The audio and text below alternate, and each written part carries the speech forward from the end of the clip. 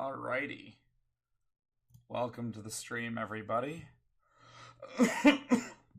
Weird that people are already chatting in the stream chat before we're even live. Yeah, right? That's just this Dylan weirdo. Dylan's a perfect angel. Lay off of him. Yeah, he's also a perfect weirdo. That's why he looks up to me. I don't really get it myself. Right? Especially because I tell him to stay away from you. Like, I know, right? You're a very bad man. I keep telling them this. Bad man. But I feel like at this point, you know, whatever happens to them, it's not on me. I warned them. Yeah, at this point, you've warned them. You tried. You did your best. I did classes. I did everything I could. You know, like at this point, I did more than anyone else would. Hi, Am. Also, I got a new mic, guys. I got the settings messed up, but what do you think about the new quality? I don't want Tandra's opinion. You don't get my fucking opinion either. You don't deserve it. Hi, Tiny. Welcome.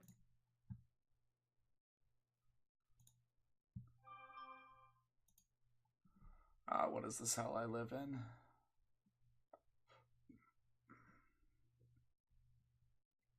You spelled that wrong? Spelled hell wrong? I said hell. How did I spell it? No, I'm talking to Em. It's not everything's not about you. Okay? I know I'm fucking with you, Jesus. Get out of this conversation. No, just joking. You never agreed to that. Hi, Dylan. How do you guys like my new mic?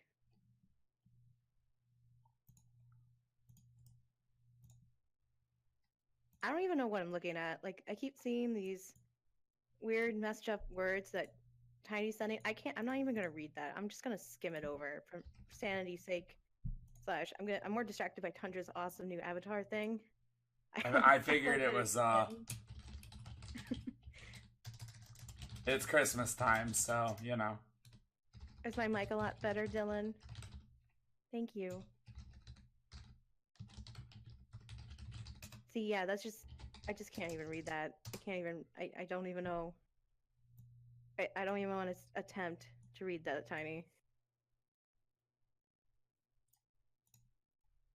Have you guys ever looked at a word and you think all English language has been lost on you, and you just die inside because you know you can't read? Yeah, I'll deal with that later. No, that's not a pairing. Emily is a free-spirited moose. A free-spirited moose? Yes, she needs to find her Aren't own all moose free-spirited? Yes, that's true. And then one day they're just like, you know, I kind of want a kid, and they just meet together, and they're still free. Like they're not committed to anyone. Can't blame them for that. Yeah. Hey, Moxie, how's it going? Moxie, hi.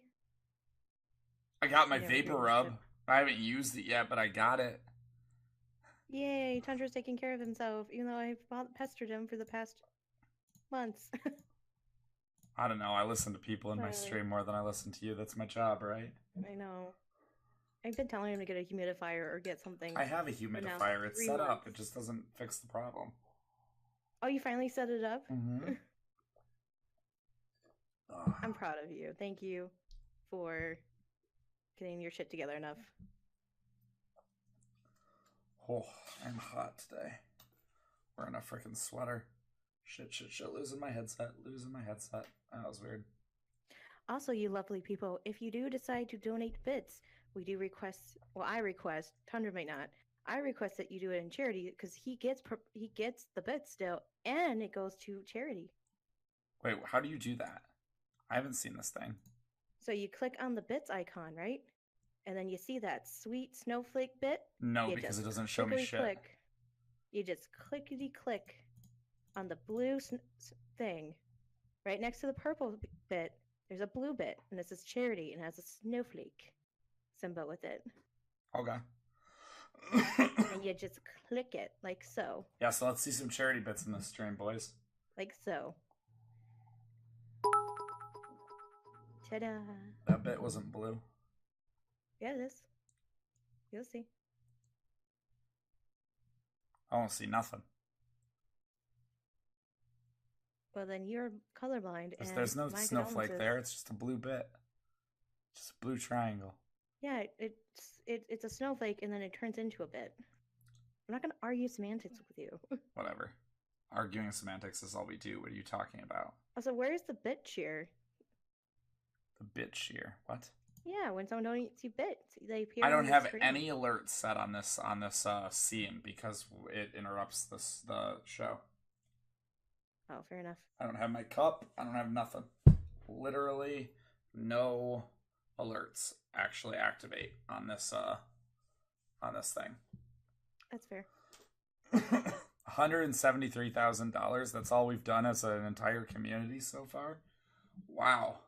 Lobos did more than that for cancer in like a month by himself. Yeah, it's only been 5 days. It's only been 5 days. Oh, okay.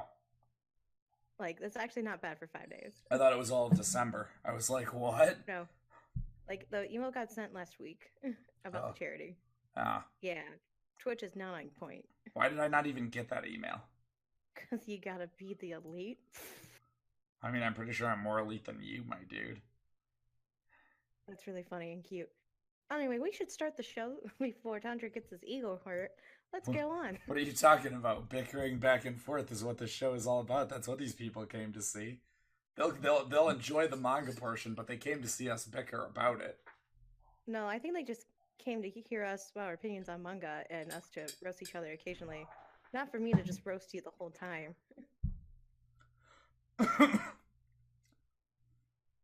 And then there's Tiny over here with his ships.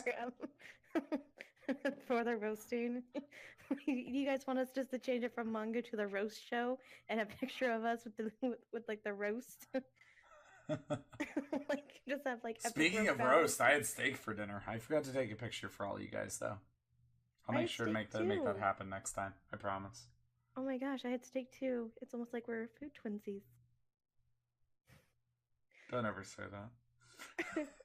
Food twinsies. Food twinsies. Oh shit, I just realized I'm still in League of Legends. Hecka proud. 10 out of 10. Best quality streamer right here, folks. Oh, see, yeah, food twinsies. Hashtag it. Yes, Tundra and Katie.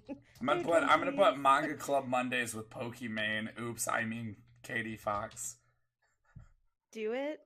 See if and people. I guarantee you, I will make you regret that decision more than I regret making you know me. That's a lot. Again, I didn't come seeking this friendship. He came to see me for the friendship. What are you talking about? You and Pokimane are basically the same person. I don't even know who that is. It's a streamer who does a lot better than you. So. You can't troll me if I don't know the person. That's not even a troll. Pokimane's like one of the best female streamers on all of Twitch. I don't believe you. I just go on the assumption that you're out to get me out. No, she actually is. She actually is. I'm not fucking talking shit for once in my life. For the first time forever, you're not talking shit to me. Yep, for the first time in forever, I'm not talking shit for you. Oh my god, you really did change it. That's false advertisement. I'm not cool with this. No, it's perfect because people will come to see Pokimane. Exactly. I'm not Pokemon. That's false advertisement. You know what'd be even better if Pokey shows up and was wondering what the fuck. I can tell her the bad man made me. Bad man made me do it. Anywho, you want to start the show? Yeah, sure. I guess so. We got less to talk about tonight though because I'm gonna be entirely honest. My entire reading day on Saturday got shit canned because I had a family Christmas party to go to, and you have to restart. You have to refresh the stream to get things like titles and categories to refresh. Otherwise, it doesn't work. Yeah. Unless you're using the app and the app on the desktop version. the mobile app version doesn't change automatically either. Hey, is cyber, Jesus Christ, words. Is cyber here in the chat today? I don't know. Where's Madame? No, she's not Madame? here yet. Are you here? She's not here yet. I know this because even though my chat list takes fucking forever to update, it does in fact update for it never updates for people leaving the stream. It only updates for people joining the stream. So like I'll see if she was here at any point at all, I will see her name on there the rest of the night. Which is annoying as shit, but you shout that out to me when she is. I mean, I'm not going to keep that open. If I keep that open, I can't read chat. Do you even read the chat, though? Yes. Except when I'm playing League of Legends. I was about to say. I was like, I remember times where you didn't. Yeah, I don't read chat at all when I play League of Legends, I'll be entirely honest. And maybe, like, when I'm dead. If I'm gray screen, then I read chat. I can't read that, Tiny. Hold on, I have to. Yeah, Katie, Tiny will only pay attention to you if the things you say come as part of a donation or a bits. That's not true. Hold on, Racy Fox Tundilla. That's a lot. That's a lot there. I don't even know what that ship is anymore at that point. I feel like that's just a sandwich with too many stuff on it, and you just don't want it anymore because it's got too much going on. All I'm saying is that Angel and Pokimane are both missing from that list. Right? Which I did look up Angel recently. Now I know it's not a 90s show. Have you actually watched any of her streams? She's actually a really good streamer. That's what this stream has now devolved into. This stream has now become, let's talk about which streamers on Twitch are good streamers and which ones aren't. So let's talk about Restless. Let's go there. I'd say terrible. Right off the bat, just absolutely the worst streamer on Twitch. No, he's not the worst streamer on Twitch. I know some really bad streamers.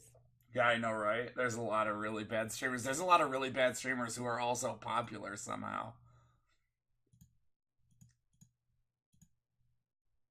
That's a lot. That's still too many underage people. I'm gonna There's only I'm gonna stop this bandwagon right here. I refuse to be shipped with anyone under the age of 18, just because I don't want to get arrested. Yeah, you gotta understand. Katie's like 35, so I'm like a solid 51. Okay. No, she's not that old. She knows she can't pose as 51. She's trying to divert you guys in the other direction. She's like 35. But in my soul, I feel like I'm 80. So. Can we round it? Yeah, in your soul you look like you're 82. I've never seen a soul so black. It hides the depression. I'm just joking. Something has to, right? Okay, I'm 4 years old. I can see that because of my attention span. Okay, so first question is, what in the actual fuck is the first manga we want to talk about tonight? I want to talk about Slime Princess. I mean, well, now that she is actually a princess, I guess that's a fair point. That's a fair statement, I suppose. Now that Slime Princess is in fact a princess. Woot woot.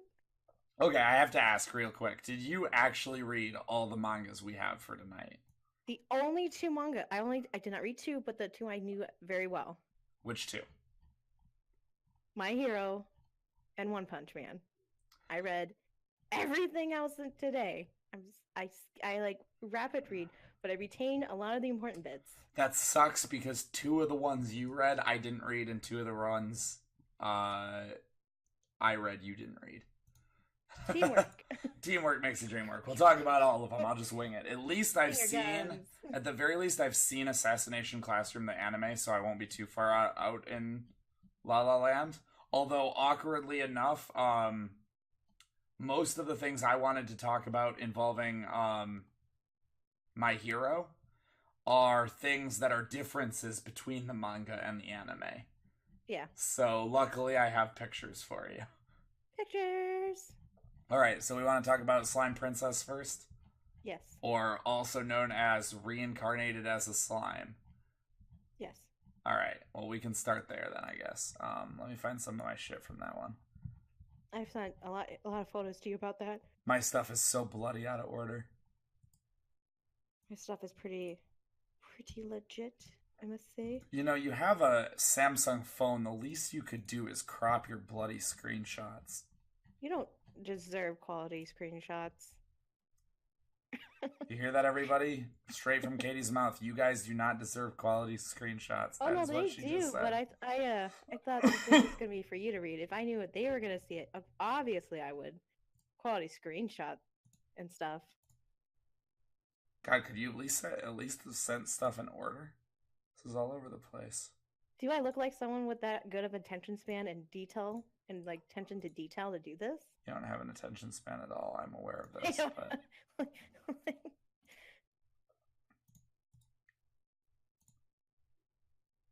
all right. So you wanted to start here. What did you want to talk about this one specifically? Specifically, I want to shout out to Slime Man. That's what I'm just gonna call him at this point. Slime Sage. I think Slime Sage is actually a good I don't know. nickname. He doesn't have a dick, so man doesn't seem like Yeah, Slime in Sage. the right direction. He also doesn't have a vagina, so I don't know. Slime Gender.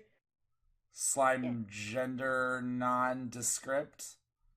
Slime and I don't know what androgynous is when it's not a fucking adjective. Right up call him Slime Sage because he's a sage and he's a slime. So slime, I want to shout out to Slime Sage for one, making really good friends with the direwolves. Two, how he presented himself in front of the king. Three, basically. Okay, let's actually go into detail with this shit. This isn't a pretend everybody's read the manga show. Oh no, I'm just giving the shout outs and I'm going into detail. No, write them down and then we go into detail one by one. Okay. That's why you're supposed to be taking notes. Yeah, I didn't have time for notes. I did. Yeah, because your whole job is doing this. Like, you had the whole day to do this. I didn't. Yeah, you did. I really didn't. Sissy. Alright, let me write this up. I mean, just write them down as you say them. Shit, son. You know, like that equation with the lady? Episode 2 is definitely going to get cut for time. Cut for content as well. We're just going to mute Katie's entire thing the whole way when we post it to YouTube. Everybody's going to be so fucking confused. It's going to look like I'm arguing with myself, which I mean isn't that different than any other normal Saturday night, so. Okay, so there is a scene in the manga. Okay. Where they were taken to the king. Yes, it's literally the first thing that happens in this volume.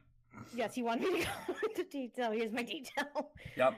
And so they go there because they have to dispute because the crappy lord guy was like, "Oh, I'm the Bastion." We don't have a single goddamn picture of the king. Holy shit, guys. Yeah, right.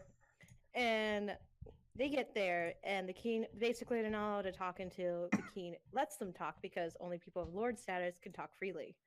So basically the lord guy goes off on how they're being at Samaritans and stuff, and the king basically stops him right there. Like, the king stops the lord and looks at the dwarven guy and goes like, "Oh, how have you been?" Just like acts like he knows the dwarven, which turns out they do know each other really well.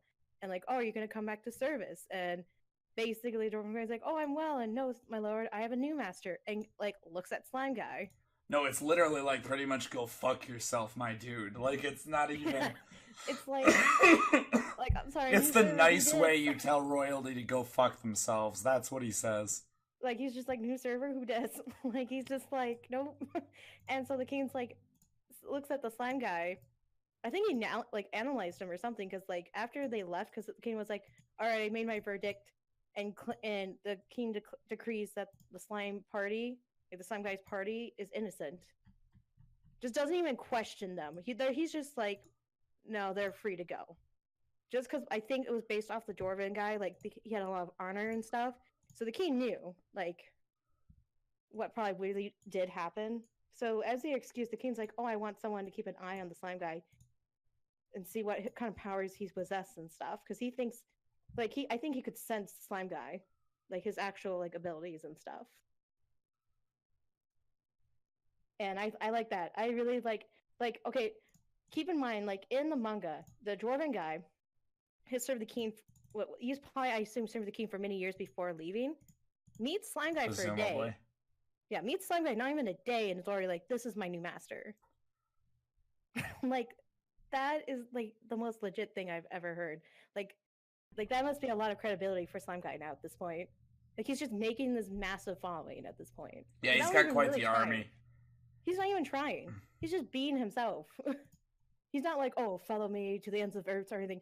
He's just like going through the forest and straight up just being a decent dude to people. And people are like, we will follow you. We will make armies for you. Like they're just like making this whole huge following. Like I think that's crazy. Am I like, did you think so too? Like, just Yeah. like the dynamic here. Like, I was Right. like, what about him? And then, like, my favorite part is later on where Slime Dude meets Best Girl. Well, for Best Girl of Chapter, sadly. And he's like, oh, Jesus Christ, Katie. Are you ever going to learn how to not give spoilers? Okay, let's just say right now the fucking character she's talking about is fucking dead by the end of the volume. There you go. I didn't say that. I said for the character. I didn't mean like for all they knew. They could mean that there was another Best Girl. I made that pretty open-ended. No, you didn't. You fail. I did.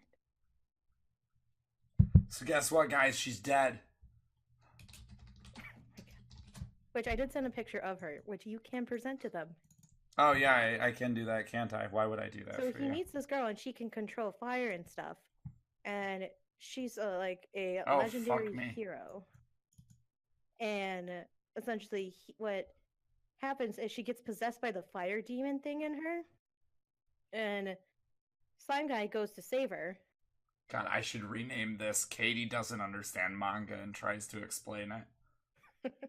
Yeah, you really should. I told you I've never done manga reviews before, but here we go. Now you can go. You can tell the rest of the story since so what we are told in this portion is this pretty fine ass little thing gets a fire demon, not a fire demon, a fire spirit, specifically Ifrit himself, the most powerful fire spirit, forced into her by the demon lord who was mentioned in the last volume, like very cursorily mentioned. Nobody, like nothing is actually said about him. And because of that, anyone she ever gets attached to, she like goes ape shit and lights them on fire and kills them. But our main character, Slime Man, I keep circling things knowing full well you guys can't see my fucking cursor.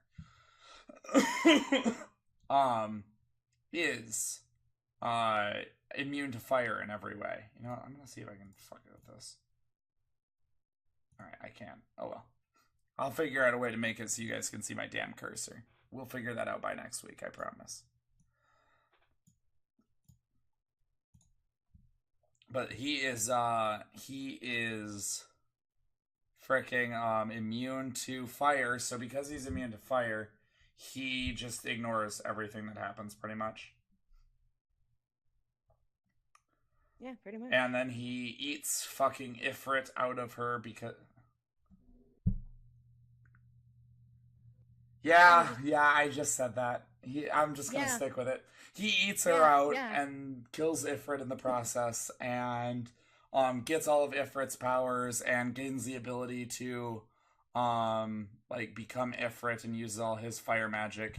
And then she goes into a coma and she wakes up and she's like, I don't have long to live because the demon was the only thing keeping me alive, and tells him to fucking eat her too. And now he eats her again, and then he can turn into a fucking person.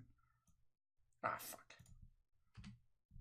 Which I also have a picture of, thanks to Katie.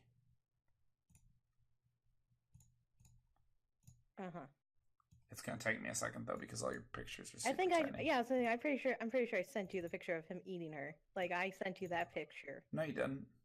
Yeah, I did. No, you sent me the picture of him, of the demon, of Ifrit, which I might as well throw over right now. This is Ifrit. He's kind of scary. He is kind of scary. He and the dragon dude basically chill together. Yeah, the dragon He's just and like, there Ifrit is no chill. escape from you. And then more Ifrit for no reason, and then Demon Lord, which by the way, foxy ass Demon Lord. Mm-hmm.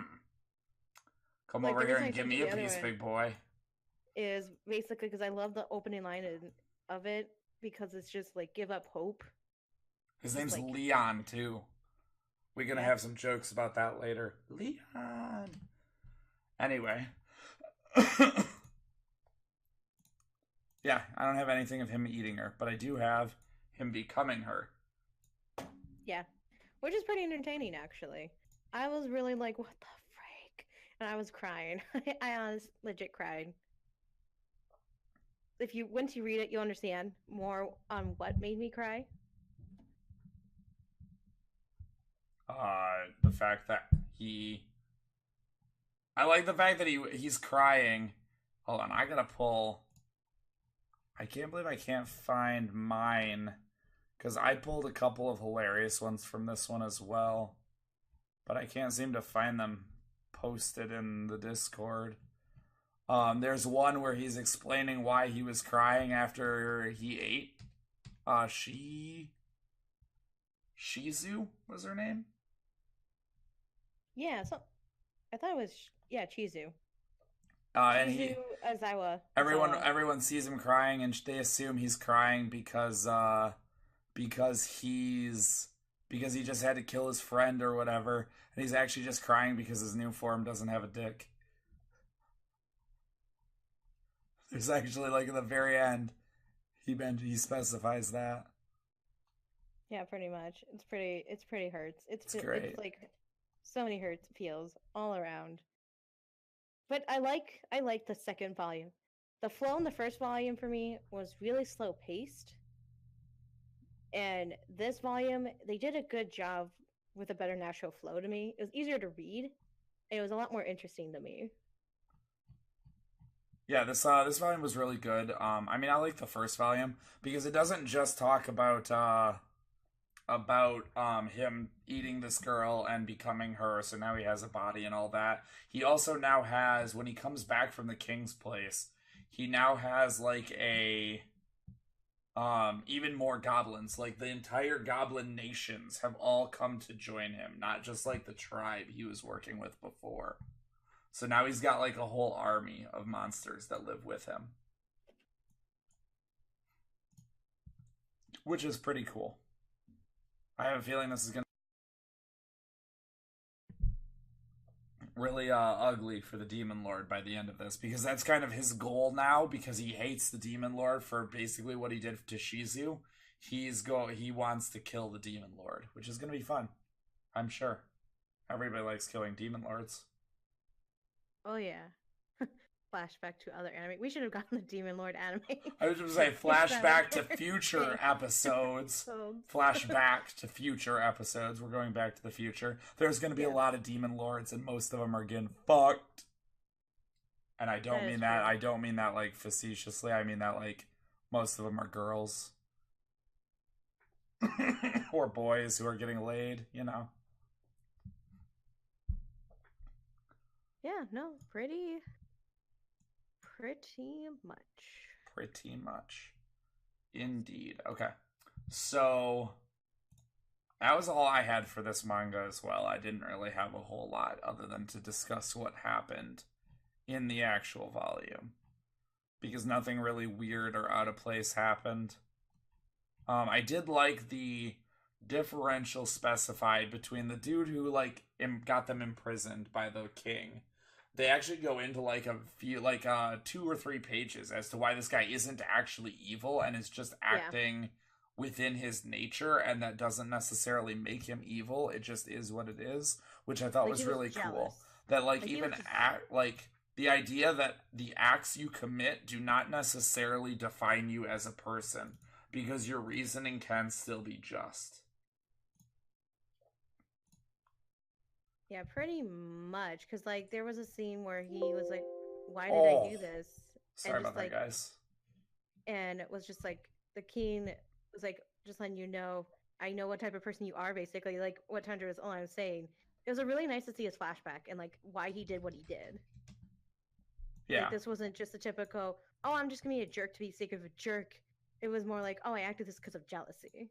Yeah. And like it was an actual normal thing, which I really appreciate. And he's like, Well, it wasn't just jealousy, because what ended up happening is he fucked up and tried to create something quicker than what he could actually do, and it blew up in his face, and he ended up blaming it on the dwarf just because he thought that blaming it on the dwarf wouldn't get the dwarf in trouble, because the dwarf was like the ultimate engineer craftsman person.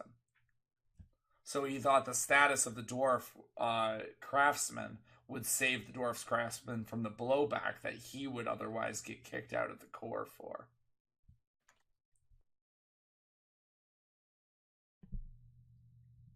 Yeah, like I didn't have any better words, so that's why I'm like, yeah. Yeah. No, yeah, like I'm not articulate. We all know this. No, I do fully agree with that. Like this manga, I wasn't expecting this manga to be well written as it is.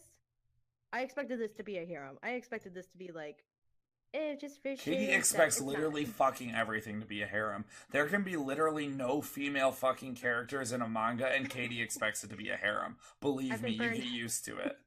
I've been burned too many times. Tandra can attest. There are some animes where it's just like, oh, this is gonna be a normal anime, and then harem, and it's not even well written harem. It gets me frustrated. So that's why I'm like, okay. This is not even remotely true. She's pulling this out of her ass. Next segment, I can come with a list. If all of you guys want it, just put in the request for yes. Just type in yes. If you want me to have that list, I can totally get you a list next segment. Not joking. I don't believe you. There you go. Oh, a giant hat. Yay!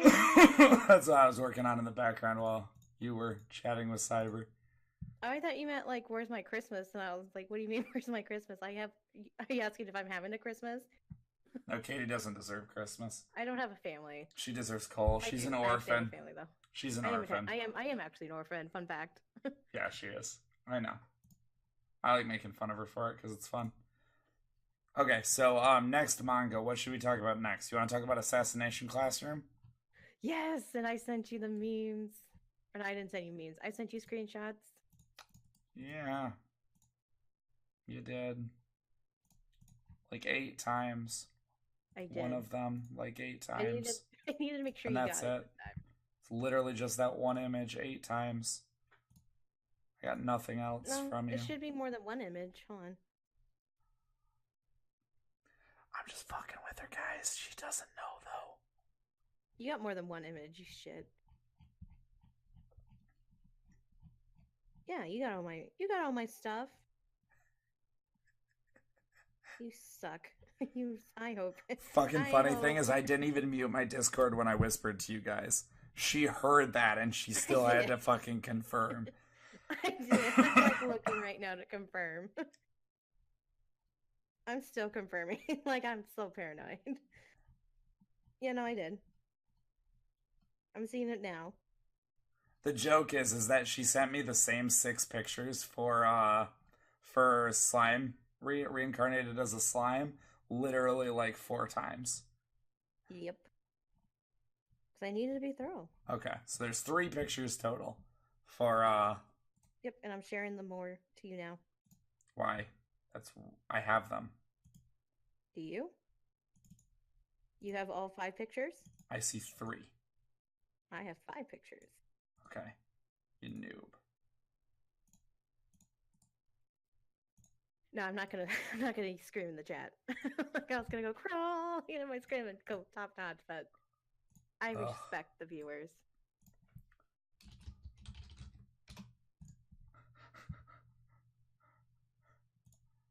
Alright, waiting for additional. Start talking while you send them.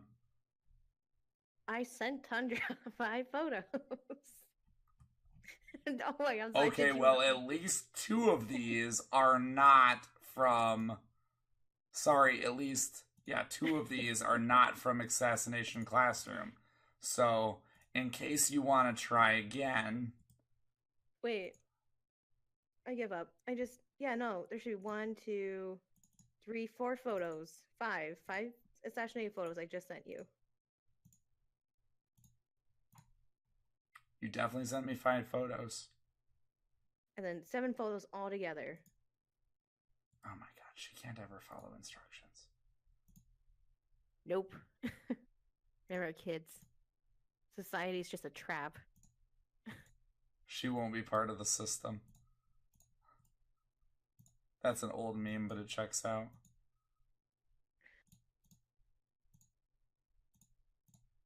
All right, well, again, start talking while I get it up in.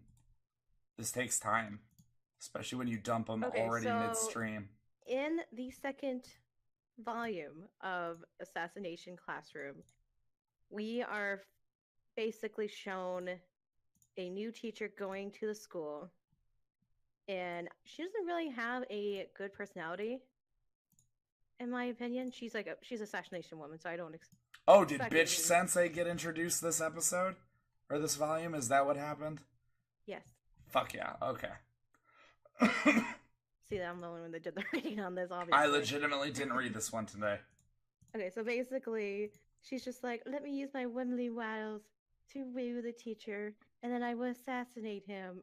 And honestly, I was like, this isn't gonna work. This is a really cheap shot. She did the whole, oh, you have some nice tentacles and just base like flirting skills. God, I was like, Katie goes straight for the tentacle ray. I did. That's like what she did. That's like the first compliment she gives them. Like, and they're like talking her up too. They're like, oh, she knows 7 languages and she's super personal. But like, my opinion, for someone super personal, like she used the really cheap way to like befriend someone. Like, she didn't ask about his interest or him as a person. Like, didn't actually really connect with him. She's just like, oh, here's some thousands of compliments, basically, and blah blah blah blah blah. And you like basically showed off her cleavage. That's all she did, and I was not very impressed because I was like, I expected more from somebody who was so talked up.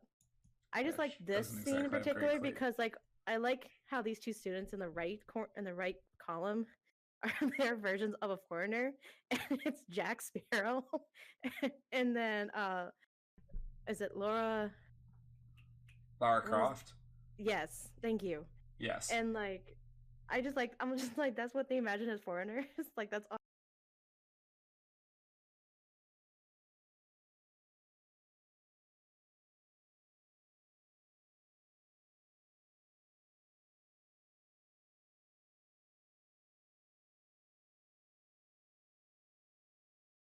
awesome. And she's not either of those people, obviously. But yeah, no, she's really really mean to the kids. Like, he leaves and she's just like terrible personality to them. And I was like, for assassin, you have to assume for a teacher of assassination classroom, he's gonna see like how the kids react with her. So I was like, she should be keeping up the act with the kids because he's gonna read the body language between the kids and her. Like, I just got that misconnect. That was my personal opinion. I was like, no, you can't be fake to one person and then stop the act with another person if all people are like interacting with each other, because like people are gonna talk and people are gonna like observe, and then like, yeah, that was my opinion on her. What was your opinion? I don't know, that she has boobs. She really doesn't have anything going for her that Karasuma doesn't bring to the table as it is. Which I feel like she was literally added to the story, at least up till this point, purely as what's the word I'm looking for? An ass grab. Yeah. Like, kind of like a cash grab, but an ass grab, just to throw them titties out on screen, kind of thing. Since Nagisa doesn't have any. Not touching that.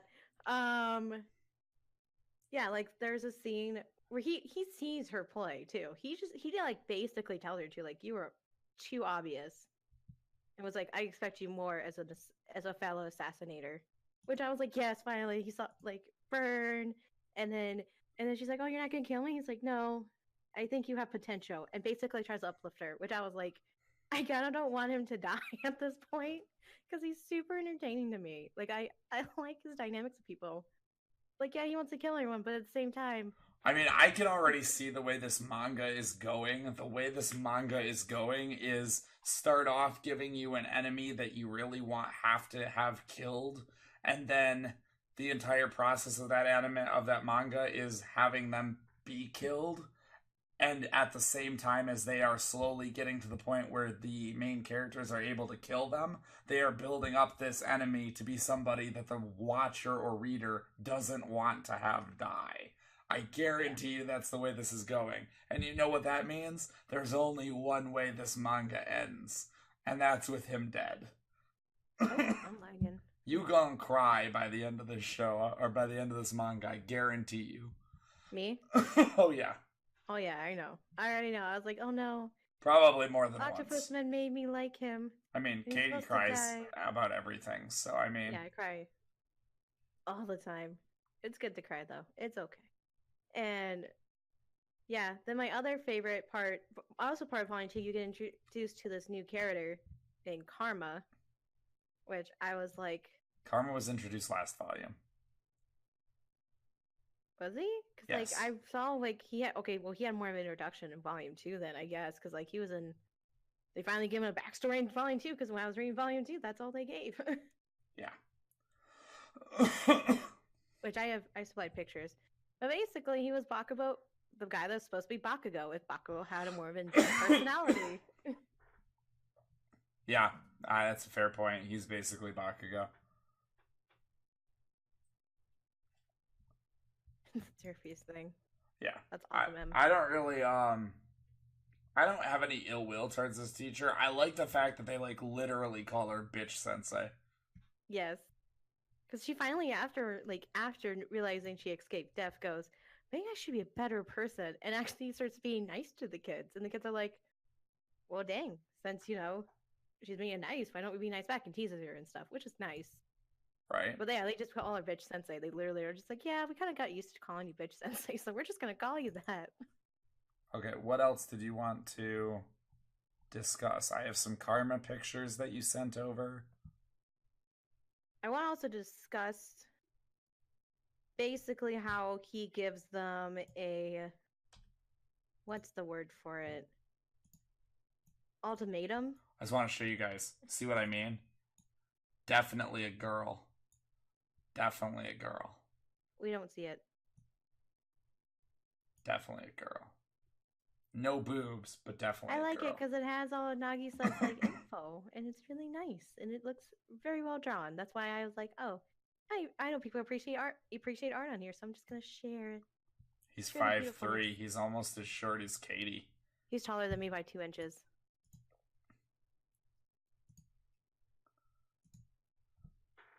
Okay. So that... No. So anyway. So he gives them an ultimatum. And basically says, either you score in the 50 percentile of the school's midterm exams, or I'm just going to nuke He's just like, I'm just going to end the world anyway, because I don't see the point in putting all this effort if you guys aren't going to put in the effort. That's literally what he does. That sounds like fun. That's all I want to talk about. Like, I wanted your opinion on that. Do you feel like they're going to score in the 50 percentile, or is something just going to happen within, like, the next chapters that makes it so he doesn't do that? Like, I don't think they're going to pass. Honestly, there's some kids that didn't study. They were, like, saying, oh, yeah, I haven't studied all year. And, like, the rest of the classes, they study every day. Okay, so this is one thing that really annoys me when they end volumes on cliffhangers, when the cliffhanger isn't a real cliffhanger. Or in general, when they create these situations. The fact is, we know this isn't a one-shot. So, like, from the aspect of a reader who's reading this as it's released, we know this isn't a one-shot because this is volume number 2. And we know for a fact that this is not going to only be 3 volumes long. So we know that there's no way the manga is going to end in the next volume. Right. Which means either A, Koro Sensei is bluffing, in which case who gives a shit, or B, everybody's gonna pass, and again, in that case, who gives a shit about the ultimatum? It always bothers me when they do things like this, because we know that the character can't die. Basically, it's plot armor. It's plot armor for this entire portion of the plot. But the problem is this is the only part of the only plot that's going on, which is kind of annoying at the moment. It just kind of feels like it's dragging its heels at getting to the next portion of actual interesting story.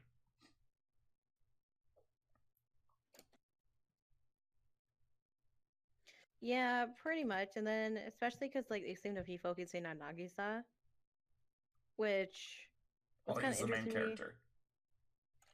I honestly forgot who was the main character because like how they like present the dynamics between each character is weird to me. They don't always focus on Nagisa. They more focus on the teacher and like and how the classroom reacts. They don't always like focus like what Nagisa's like internal monologue is. Like they do most manga main characters. Yeah, I mean Goku isn't in every episode of DBZ. Yeah, pretty much. Except for a season where he was like, never mind. I'm not going there. Um, no, like it ended like this volume 2 ended really abruptly. Like A lot of them did this week. yeah, Not just this a one. lot Like of them did. I was angry when I finished Yamada's, I think, and I couldn't keep reading. Yeah, I was gonna say a lot of the mangas, like the first volume 1 mangas we read, were like eh. A lot of the volume 2s were better, which I feel like that's typical these days. I feel like volume a lot of times when stories have their first volume, it's like, oh, we need to push the story as much as we can, so they're detailed and people can be in the world. And then the second is like, okay, now we can progress. So it's Yeah, to like some extent. World that's why building there's is a rule. important. That's why when you watch anime or manga, the golden rule for me is try the first 3 episodes or the first 3 volumes. I would never try Like 3 volumes, but I would at least give it one full volume. Because I don't ever go if long. you are not interested in the base premise by the end of volume 1, you probably aren't going to like volume 2.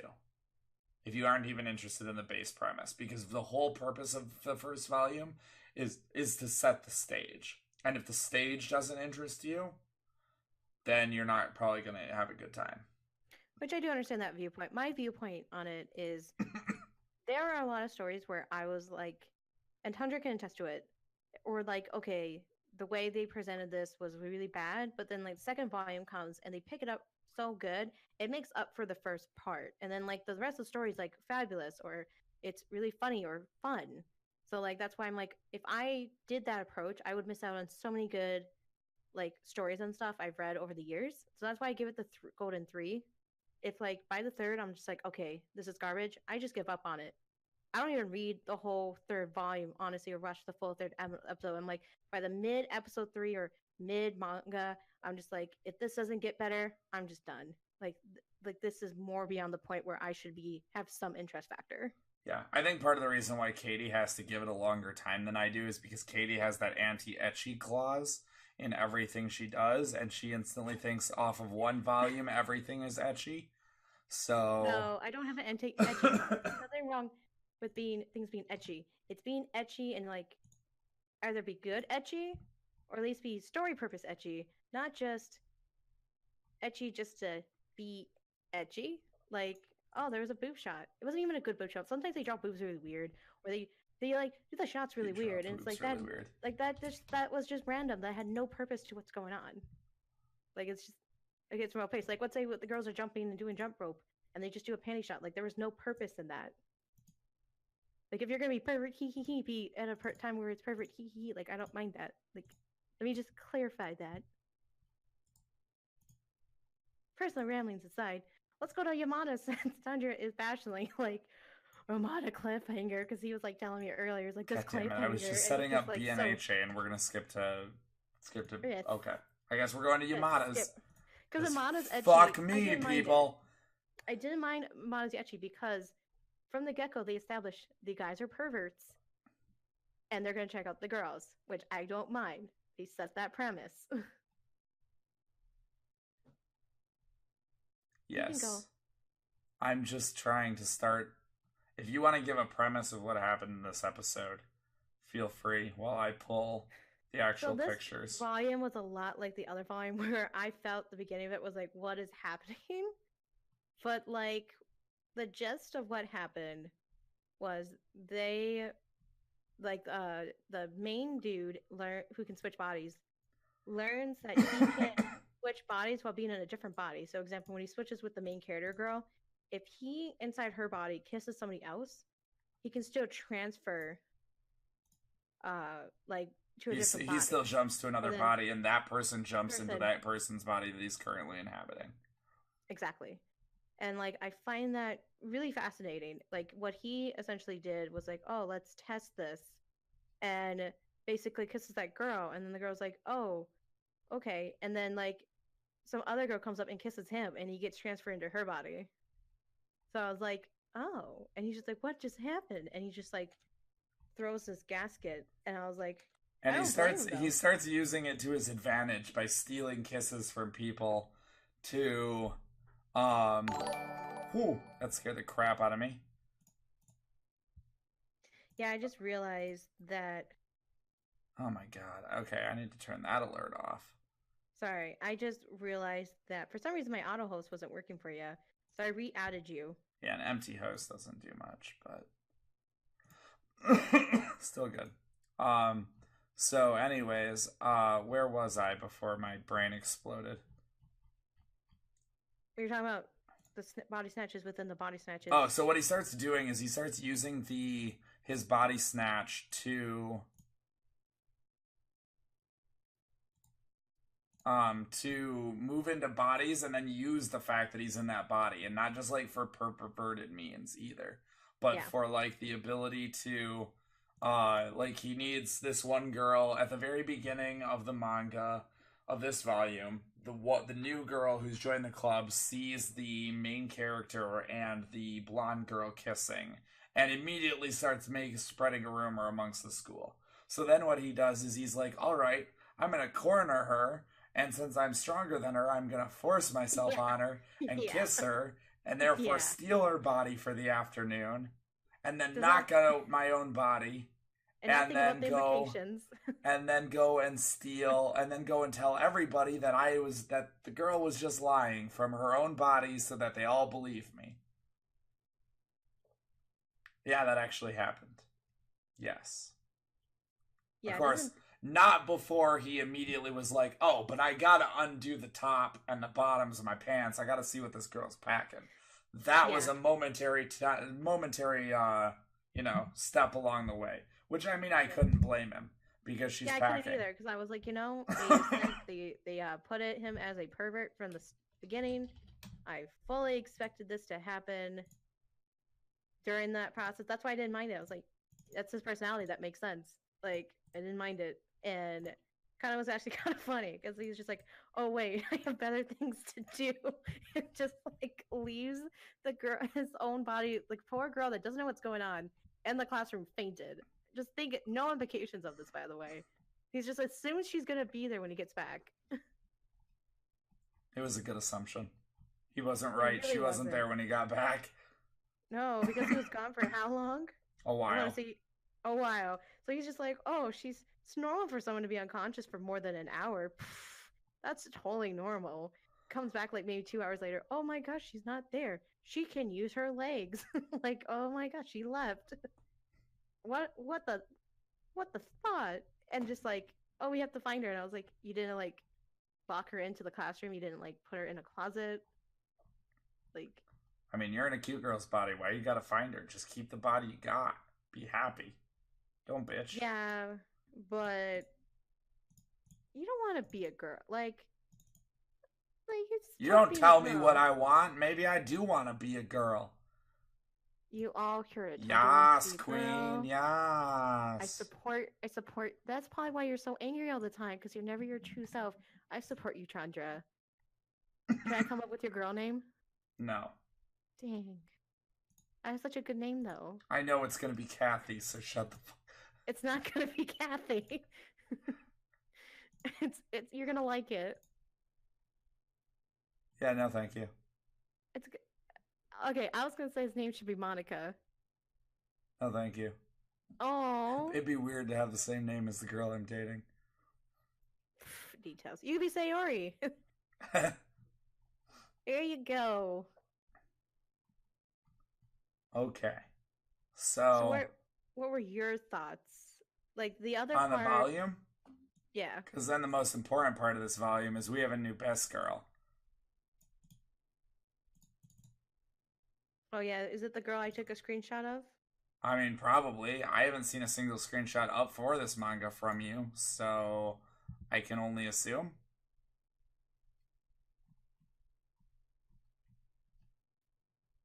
There's only one new fucking girl, so. I do not remember a new girl. Quite honestly, I kind of remember, but I thought she was just like a afterthought. No, she's not an afterthought. She's fucking cute.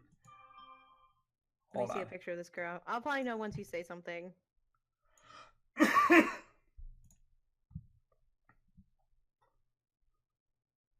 Oh yeah, her.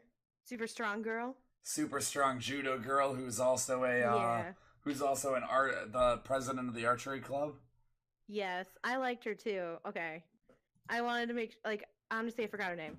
But she's super cute. I do like it. He was trying to take her on and she basically kicked his ass. It was pretty great. I was Yeah. like enjoying that. It's pretty great because basically he goes and tries to he needs her to vote to do something in order for the club that he's in to get funding. And if she doesn't vote this specific way at the club leader meeting, then he doesn't get funding and he gets on the bad side of the student council president. Yeah. So he goes and he's like, all right, I can force her into kissing me. And then while I'm in her body, I can go to the meeting and vote however way I fucking want because I'm in her body. And he goes to try and make her kiss him and she flips him and puts him on his ass. Yes. And And she's then, like, who the fuck do you think you are? Like, she's just like. and then like, he tries it again amazing. and she does it again. Hey, Yes. Cyber's here. Hi, baby. I missed you. I counted the minutes that we were apart. Okay, what's the number? How many minutes was it? It was 11 hours and I want to say. I thought you said you counted the minutes. minutes. Yeah, but minutes turn into hours. Yeah, but you should know the minute numbers if you counted them. I don't know math that well. I just went hours and minutes, so 11 hours and 45 minutes. So she didn't really count the minutes. She just backtraced. She doesn't care. Why do you help this? Gosh. So anyway, Yamada gets so forceful about trying to get this girl to kiss him that now she legitimately thinks he really wants her. And afterwards, she comes and visits him and is like, "Oh, you were helpful with my problems. Maybe to pay you back, I should kiss you." And then he's like, no, I don't actually want to kiss. And then she fucking beats the shit out of him all over again. Yeah, pretty much. So, yeah. Like I said, new best girl in this manga. Because she actually has a personality, unlike the other blonde. Also, she's cute. Yeah. She's basically fucking Toga, only without the yandere tendencies. So. Thank you, Em. Cyber, why would you betray me? Like, I'm just gonna go cry. Sorry, I'll be good. I'll promise not to be as distracted. Yeah. Sorry, Tundra Sensei. Weirdo. So. But no, I do agree. Sorry, I didn't interrupt you. Go on. Also, my favorite thing. This was one of my favorite moments in the manga. They go and talk to the student council president. Oh yeah. And they go in their they go in their male bodies, and they're like, we need the funding. And he's like, he just ignores them because they're men, and he doesn't pay any attention to men. He only cares about the opinions of women. So then they go in their women bodies, and it doesn't work out any better than it did in their male bodies because he recognizes the fact that they are not really girls. Yes, it was great. I like this president because most class president mangas are kind of like bland personality. He reminds me of this character from Isandre Children, where he's just like, he just reminds me of that character, like just the personality. But he's just like, I'm not stupid. This isn't the same person. Which I was like, that's pretty perceptive. That's actually really perceptive of him. I really want to see him in further like chapters. I do, especially because he's going to be a villain. Yes. So he's I want already him to be the proven villain. himself to be a villain. I So want him to be a villain. He would be such a good villain. he seems to be a legitimately good antagonist. So Yes. Because the way he presents himself, the way he talks, is just like he builds up this hype. Like he's just someone you don't want to mess with, and they do a good job building him up. I really hope he becomes one because oh my gosh, just things would hit the fan so quick. I'm excited. I love a good villain. I'm really excited for this. yeah, it is fun. All right, so do we have anything else to talk about this one? The only other thing I have to talk about is how quick the paranormal girl came around. Like her life is sad. There was this scene which I felt bad for because at first I was like, she's kind of meh. But like the guy switches bodies with her, and it goes because like originally she went around and told the school that him and the main girl were going out, and he wanted to like dismiss the rumors, so he switches body with her, and she's just like in his body. She's like, hee hee, I lied, it was a rumor, and everyone's like, yeah, we know. Like just dismisses everything she was saying, and he's like, why? And they're like, we would never believe someone like you. Admittedly, Because bitch is cray cray. yeah, and they're like, this is why you have no friends. Was just like, it got real. Like I thought she was just gonna be some annoying like side girl, but they actually gave her a character and they gave her a backstory, and I was like, well, dang, that's I really mean, sad. after drawing her as stacked as he did, he had to give her a personality to go with it. Right? She just wasn't like some side piece. She was like, they made her very real, which I can greatly appreciate that. Um, and then like I love that she's this is why mainly you just a don't have boy any crying wolf. friends. Nani? I said I loved the fact that like they were legitimately like, yeah, this is why you don't have any friends. Go away, Yeah. And please. like even him himself was like, wow, this is why she's the way she is. And it's like it's way nicer once they find bodies and switch. Like they basically hash it out. She's like, I'm sorry, that was messed up. And just like it's totally chill with them. Just like they just blend everything and they just glance over the whole thing. Like it was kind of cool how they got transitioned. That's all I had to say. Yeah. Also, manga continues to be good and entertaining. Definitely looking forward to future volumes. Kind of looking at wondering where it's going. Kind of hoping it isn't going down the harem route. And I have a bad feeling that's exactly what it's doing. For the first time in forever, Tundra does not want the harem. I mean, I have enough harem animes under my belt. I don't need more. Right. On that note, I think we should transition to what? You want to do orange? Uh, You want to do My Hero? I was kind of thinking My Hero because it's about the only thing I'm almost done at like prepping for. Okay, we can do My Hero. Yeah. Let's go ahead and talk about My Hero. I didn't really read this chapter. I'm gonna be quite honest, but I've seen a lot. I was just saying, why don't you go right ahead and tell us what happened and where it started and where it left off? I can give you a gloss over. So basically, kids got their uniforms. They had a shit. Hold on. They had a what's the word I'm looking for? A test where they have to fight the hero villain test, where Bakugo and Ida face off against Decky Scrub. And... not quite best girl because she's evil, and the other one, and Deku Scrub. So much rage. Go on. And they also went into Bakugo and Midoriya's background a little bit more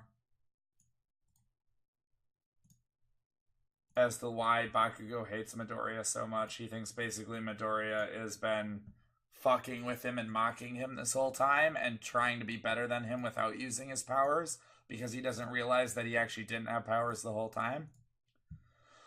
Pretty Sorry. much.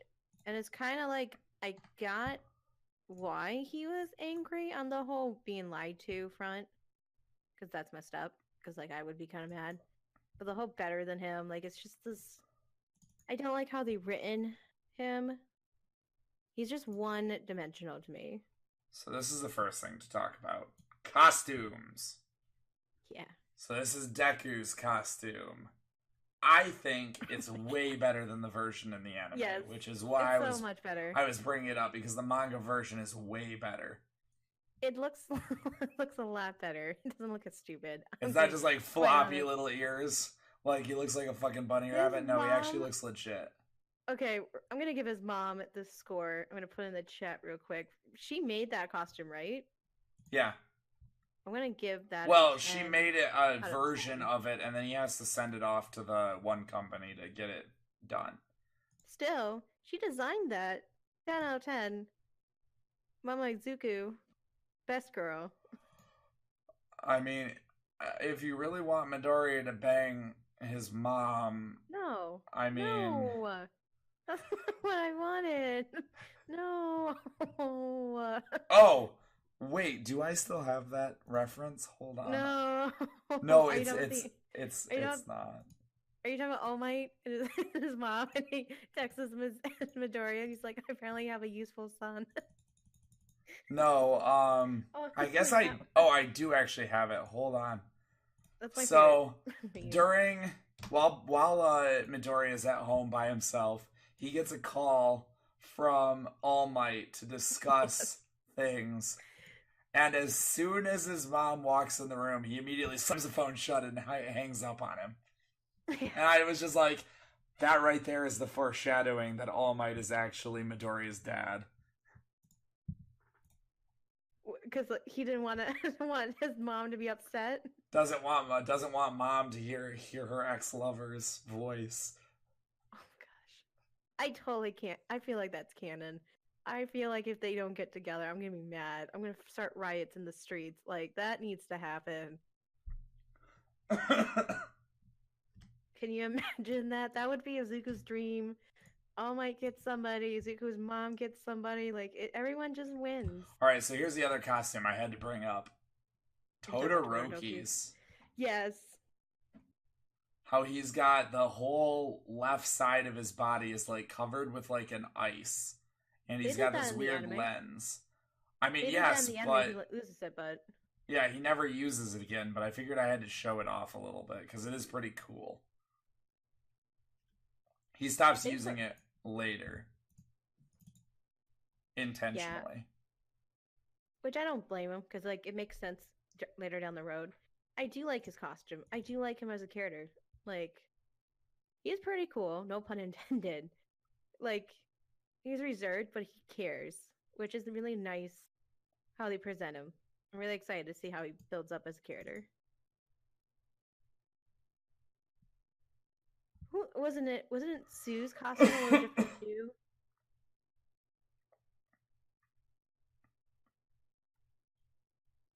Hello? What? Oh, I was asking you, no, Sue's costume is identical. Is it identical? Okay. Yeah. I could always go ahead and post that one. Because one of the actual best girls in this anime. Or manga. This is the reference I had for her, because of course we got Mineta going, for a frog, she's got pretty nice boobs. Like her, the bottoms of her feet are different. They make her more. I thought they actually have flippers in the anime. You might be right. Yeah. So like that's different. That's because someone posted a picture of that beside with the anime picture, and I kind of noticed the differences too in her costume. I don't know why I keep thinking flippers. Maybe she doesn't have flippers, but I could have sworn she has flippers in the actual anime. But in addition, like, I'm really excited because 13 was introduced, and 13 is actually one of my favorite. I've got that too. People. Hold on. Yeah. 13's a really cool hero. So 13 is like this. Okay, actually. Black. We need to talk about 13. Something that confused me. Okay. What were you confused on? Isn't 13 a girl in the anime? No, 13 is non-gender. They do make I remember like details like references and stuff. 13 basically doesn't have a gender. They don't refer 13. Even in the anime they do the same thing. In the manga, they repeatedly refer to 13 as a boy. Do they? Because like I don't remember. I mean, right here, you can see it right here. He's a gentleman hero who does his best work in rescue scenarios. But in the anime, they go they. They don't put a he. They just kind of gloss over. And I'm pretty sure 13 is voiced by a woman in the anime.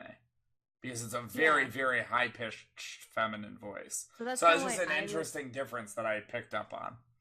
I would go on the basis of they, just because of those characteristics. But like I do like 13 as a concept. 13's like this black hole in embodied. So like if that suit wasn't there, 13 would just like suck up everyone in the radius, in like a surrounding radius. And like 13 wouldn't really like would just be in the air. Like, how would 13 function without the suit? Like, let's say 13 gets ripped open. This character was a really poorly thought out character, I feel like. Yeah. Like they were like, what? Really cool. Wouldn't it be cool if they were a black hole? And then they didn't think anything further than that, which I am surprised from Horikoshi that would be the case. But that's the way 13 really feels. Like they don't go into detail on the suit. They don't tell us how they neutralize the black hole. Yeah. They don't explain how the black hole is neutralized. They don't discuss how the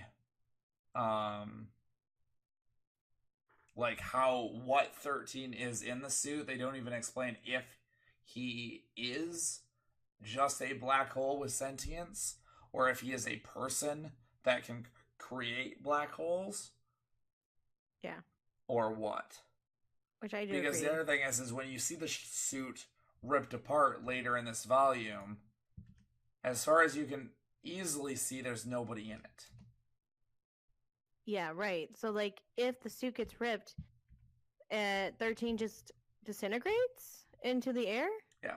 Because, like, here's my imagine. Like, a black hole isn't, like, realistically, if some reason you can contain a black hole, I feel like that's really impossible with the certain technology. But anyway, so if you rip it open, the black hole would just suck the surrounding area and then continue to suck everything and then engulf the Earth and then the solar system. Like, it would just gradually get bigger over time. Or rapidly. Depends on... They don't typically get bigger. They typically get smaller. But still. This is the science corner where Katie explains what she knows about science, which is less than nothing. I don't know much about black holes, but I know a lot of different, like, I know biology and I know human anatomy and stuff like that. Like, that's more of my specialties. But, like... You hear that, ladies and gentlemen? Katie is a specialist when it comes to human anatomy. Yeah, I took 0.3 human anatomy and physiology. Is the advanced class back in my heyday. It was a very advanced class. Back when I was actually an intellect. You mean intellectual? Did I fucking stutter? Yeah, I didn't think you did because you've never been an intellectual. Okay, sir. That was rude. Alright, so we got one more thing we gotta discuss. And I want an apology. Actually, I'm sorry, we have two things we have to discuss, both of which are on this page, all in one panel. Here we go. This is the part where Tundra fangirls over Momo and talks how Momo is the cutest and the best and legit goes for the school crush that he has on her. I'm just going to talk about how Momo has huge tatas. You have my permission, Cyber.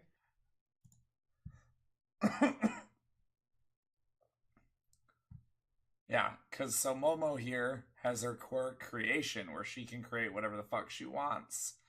And basically there's an author's note in this volume that specifies that he thought it would be a cool idea specifically to give such an OP ability to somebody with very little experience just to see what they could come up with their lack of knowledge.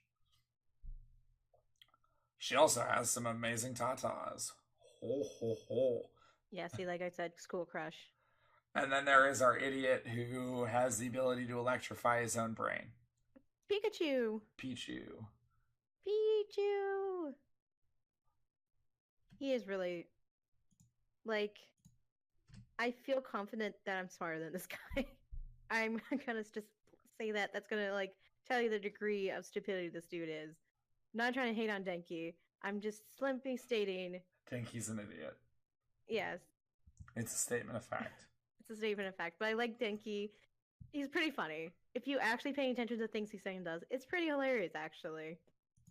My personal So, favorite is like he likes messing with Tailman's tail all the time, which comes off really much the wrong way. I always like if you ever watch the show or or read the manga, pay attention to what Deki's doing in the background. Like you see like a lot of weird things he does. It's pretty great. okay, so now that we're out of references, the only other thing I wanted to say is that we never actually went over a what happened in this episode. So in this volume, the kids go and after they fight each other, they have a search and rescue exercise that they have to perform off site where they basically get ambushed by a bunch of villains who have one of them has the ability to teleport people. And they all teleport into the location and a fight breaks out. And their teacher Aizawa fights a bunch of people and they fight a bunch of people and it kind of just ends in the middle of the fight. Kind of cliffhanger-ish, but there was no like climax for it to lead into. So yeah, no, pretty much it cuts off to that, which does make sense because that's like a whole new segment in itself. So it makes sense that it goes into a different volume. yeah. Because if they didn't, it would be too much. It would be too much an all entire in one volume. Because like you can only digest so much per volume. The story was really poorly paced in this section because they put too much in the previous examination that they did, where it wasn't enough.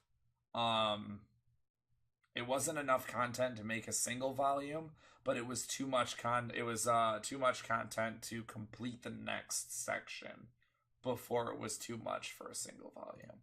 Yeah, it came off super choppy. Like, I feel like they should have, for pacing, they should have focused more on what happened in the first examination, because more could have gone into the hero-villain examination. They barely brushed on Todoroki's, and he's going to become a major character. They barely brushed on a lot of the characters as to how they interacted during that, which could have been... I mean, Todoroki got 1 page, and I think so did one other team, and then every other team got completely glossed over, didn't even get a page. Or didn't even get a page, didn't even get a panel. They should have, I think, expanded Todoroki's to maybe 3 pages and given a panel to each of the other, or a page to each of the other groups, like they did with Todoroki, and that would have completed out the volume, and then they could have fit the entirety of the next sector into volume 3. But they didn't really do that.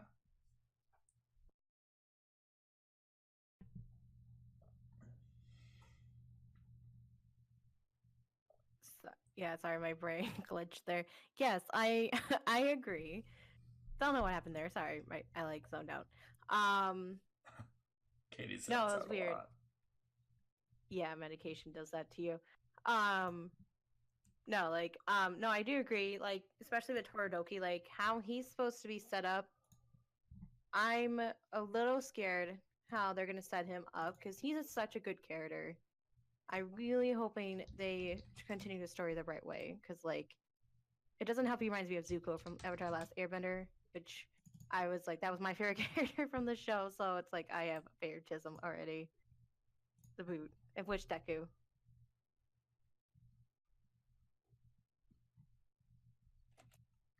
So now that you kind of have an idea as to what happened in this volume, is there anything else you wanted to discuss about this section? Yeah, I kind of wanted to have some clash out some beef with you, if you don't mind. Ochako's not best girl. Move on. No, that's not what I meant to say. Essentially, what I was gonna say is Mina is Also, best not girl. best girl. Move on. Will always be best girl.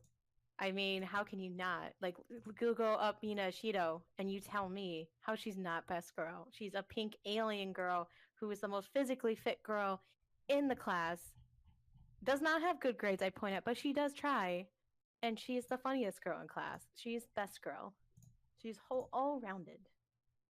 All rounded. All round. There's definitely parts of her that are round. Stop making this a perf. Not everything has to be about this. What are you talking about? Everything about Mina has to be about this. She's basically a succubus. She is a cute sludge. Is it slug? Slug. How dare you? She's a slug, really? Is that how we're... Yeah, she's a slug girl. She's cute. I guess that makes sense. She kind of does is she might actually be a slug girl. You might actually I think she actually is. Like, she has antennas like one. You might be onto looks something. like She actually might be a slug girl. She might be. I didn't really like, think about that ever before, but you might be onto something. That's That the actually first thing might that be came a to my thing. mind. Like, I'm gonna cry real hard if she's the traitor. I'm gonna force quit the show. Oh my god, really, Katie? I will. I will No, I just mean, take... really, we're discussing something that doesn't happen for another, I don't know, 20 volumes on today's episode? All these people in the chat, we've already discussed this before this show. They already know about this dynamic. You don't even know half the people we have in this chat. I know everyone in this chat. You want me to... Okay, I'm going to do a roll call. You tell me yes or no on who I think is in the chat. We got Cyber, we got M, we got Dylan. That's 3. Alright, we're just going to go ahead and mute Katie for a minute but while she goes on her rant. Let's show of hands here. Who wants to replace Katie on the Manga Mondays show? Cyber, are you interested in that position? Cyber wouldn't betray me. If anything, if you kicked me out the show, Cyber and I would do our own show, and all the people that decided to come today would come to us. See, ha. So, you're funny. I'd be on the couch. You need me. No, basically. Oh, no, also, Katie would never make you sleep on the couch. She can't sleep alone, trust me. She'll threaten, but she can't do it. Why are you telling people, like... all of your weaknesses? Because it's my job. It's literally why I'm here. This is why I don't tell you things anymore. This right here is why I don't tell you things anymore. It takes her time, but she does learn. It's true, though, Cyber. I wouldn't actually make you sleep on the couch. I would give in, like, 12 minutes into it because I just feel so bad. And I'd be like, okay, come on the couch. I'm too lonely. You're lonely. You're on the couch. I'm on the bed. I feel bad. Come back. Like, that would be the spree. Baby, come back. Yeah, I pretty much do that. Like, I can't punish you. I can't carry this out. Anyway, I want to move on to Komi. Jesus fucking Christ. There's so many. Okay. I posted so many screenshots. I'm going to tell you right now, yes. No, we're not moving on to Komi next. Komi, because I don't have it prepped, and it'll take at least 2 other mangas for me to start prepping Komi. If it makes you feel better, I do have ReLife prepped. Well, there you go. I also sent you I saw you sent me 1 screenshot for ReLife. I sent you multiple. You sent me 1. Okay. Okay, so in ReLife, so far, we're at the scene where what's purple hair? What does she have? Purple or like magenta hair? Magenta? What the fuck are you talking about? The girl that's trying to compare herself to everyone. It's red. It looks like magenta to me. I don't know. I'm colorblind. And she like goes on to this very real like I'm doing everything I can do to be the best, and nothing I can do is the best type spiel, which results into her doing really horrible, kind of like not horrible things, pretty childish and kind of like what the heck kind of moments with her. Like there's a scene where she takes like the word obnoxious comes to mind when it comes to this. Yeah, super childish. But she's in high school and she doesn't know how to deal with her feelings. It's what teenagers do. Like they just rebel. So she takes like a girl that can't smile, his bags, and basically was gonna steal it or something, but she gets caught, and she just starts running away, and results in something with Okay, her and let's best guy. reel it in a little bit because you always jump right to the last thing that happens in any volume and Yeah, I actually go from discuss what happens throughout the volume. How about we do that as part of your introduction to the manga for the day? yeah, that doesn't sound like something I do though. Yeah, I know. Okay, we already have that one. Okay, I guess if we're gonna do it the boring way. Okay, so in the beginning of the manga, um, basically, creepy dude finalizes his report and is like, "Oh yeah, subject can definitely pass the program type thing. Like has high hopes." And during which he basically like best dude tries to teach, not quite best girl. I want to say girl that doesn't smile. I guess that would be the best nickname Girl for who her. doesn't smile. Girl who smiles and it's terrifying. Yeah, terrifying girl. Hold on, And I gotta go ahead and pull this one real quick. basically, she's like, "Hey, I need to be better at personal skills." So he basically tries to get her to be more approachable, approachable, and doesn't really work out. This doesn't work out very well. She's perceived as being sarcastic to this girl, especially the girl on the bottom there. Let's guess it's a brown. It's brown. I don't know why it was magenta. I don't know why my brain got magenta. That's amazing smile, right? That's me trying to flirt. That's right there. Me trying to flirt. Like I'm like, oh, sexy smile, and it looks like that, and everyone's like, oh God, why? And here's the best thing. This is her. This is what actually happens, and this is her reaction to it. Yeah. Yes. This is my favorite scene, honestly. Yes. Our eyes met once now. I smiled properly each time. What should I do? At this rate, she'll probably become my friend. And the other girl's like, what is up with that psycho?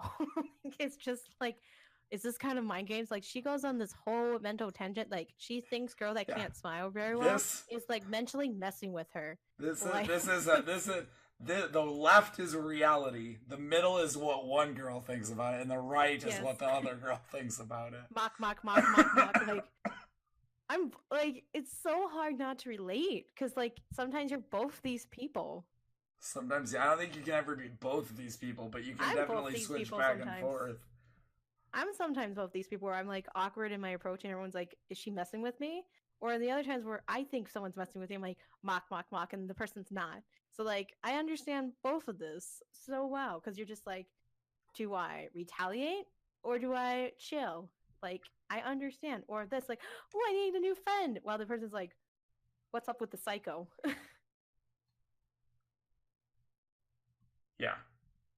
I love prepping Komi because we literally sent each other the same picture. Like, Yes. I think there's like 25 pictures that we sent back and forth, and I think 15 of them are. Yeah, I think I actually insane. only pulled like 15 of them because the Yeah. other 10 are the same.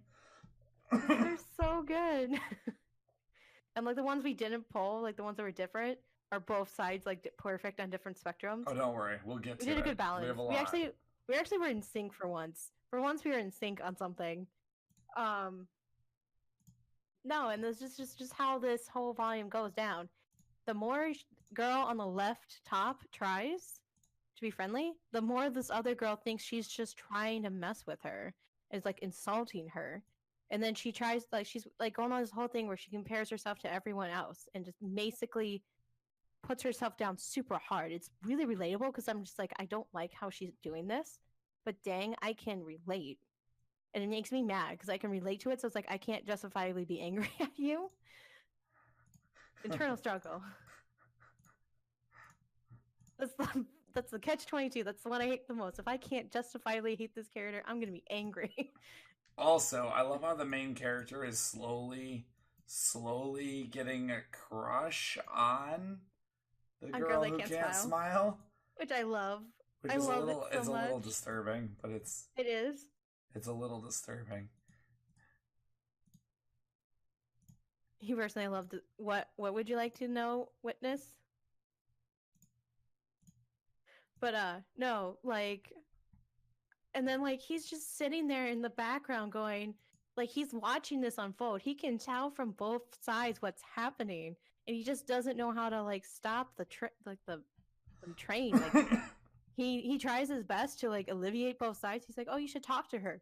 Oh, you should like tries to get them actually communicate, and they don't, which results to girl on the bottom to basically lose her shit because after comparing herself to this girl and then sports dude, she's like, oh, I'm not good at anything.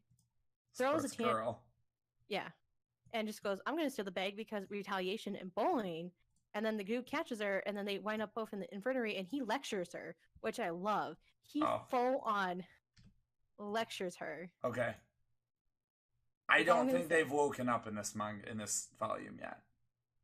I admit a read ahead. Because I think this right here is literally the last thing in the manga. In this volume.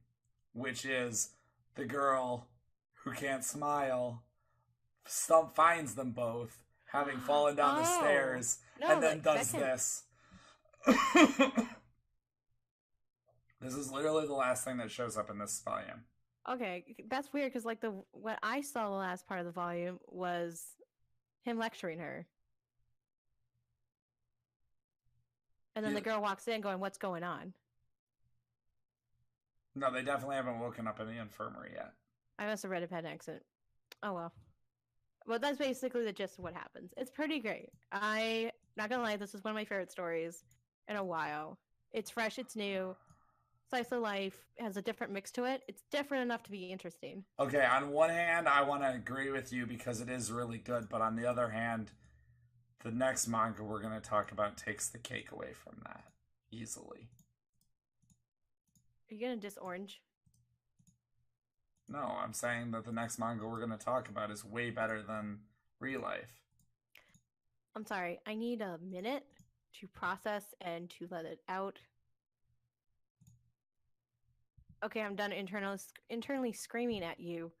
What are we going to talk about next? Oh, Blue Spring Ride. Go to hell. I screenshot some cute moments. why I wanted people to know this anime. Yes, it is a very dry manga series, but it's really cute. No, I'm fucking with you. ReLife is legitimately good. Or are you talking that Blue Spring Ride is not bad?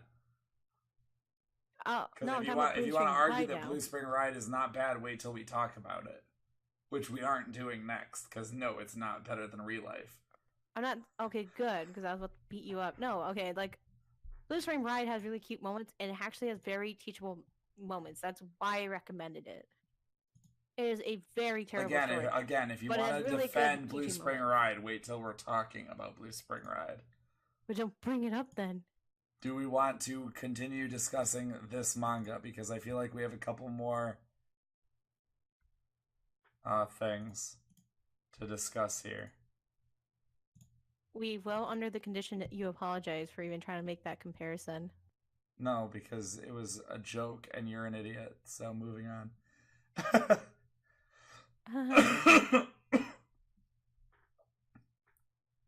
Oh, here we go. Actually, this is perfect.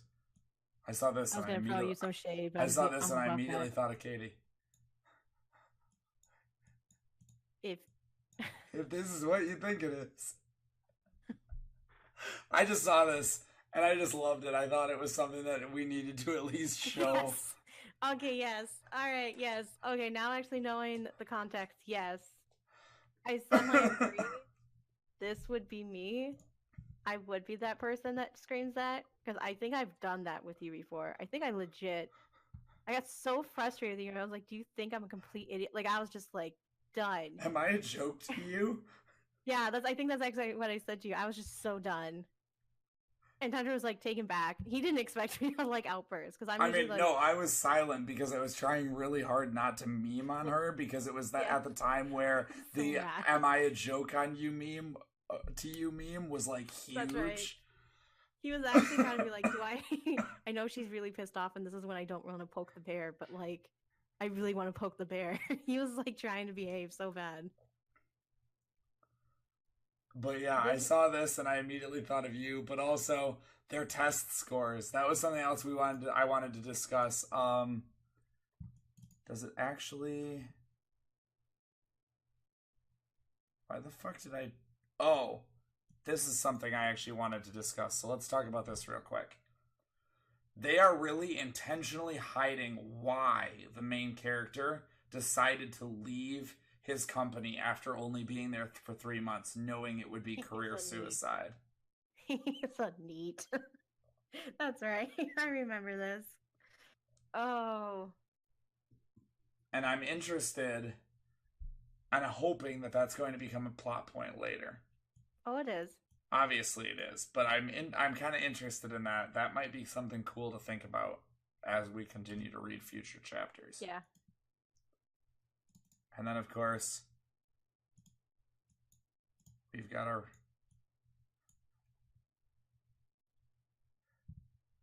our lovely cat emoji. Yes, okay, so anybody with the autistic ability, if you can make that my emote, I will pay you. I will pay you $50 to make that my emote. That's like the price I will go up to pay. That's what I want is my emote. That's all. That cat emoji, that is the cutest thing I've ever seen. I love it. Because girl that can't smile now texts us back with these emojis, like these cat emojis. And then she's like, meow. Like, it's so cute. Autistic.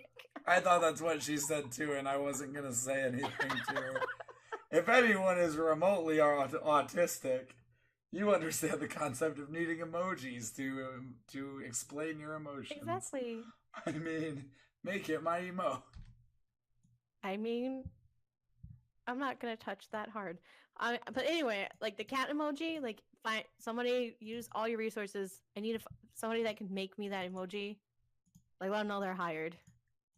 Yeah, see, the best part is I can talk about autistic people and their situations because Zangoose has autism. So I have Twitch ban immunity when it comes to discussing autism, whereas Katie doesn't. So if she discusses it, she can possibly get banned from Twitch because of them being really, really bad about how they handle these kinds of things. Whereas I have immunity because I have a kid that has it, so... Well, that and I just want to talk about it, like, hardcore, period, because I have no knowledge, hardly any knowledge on it.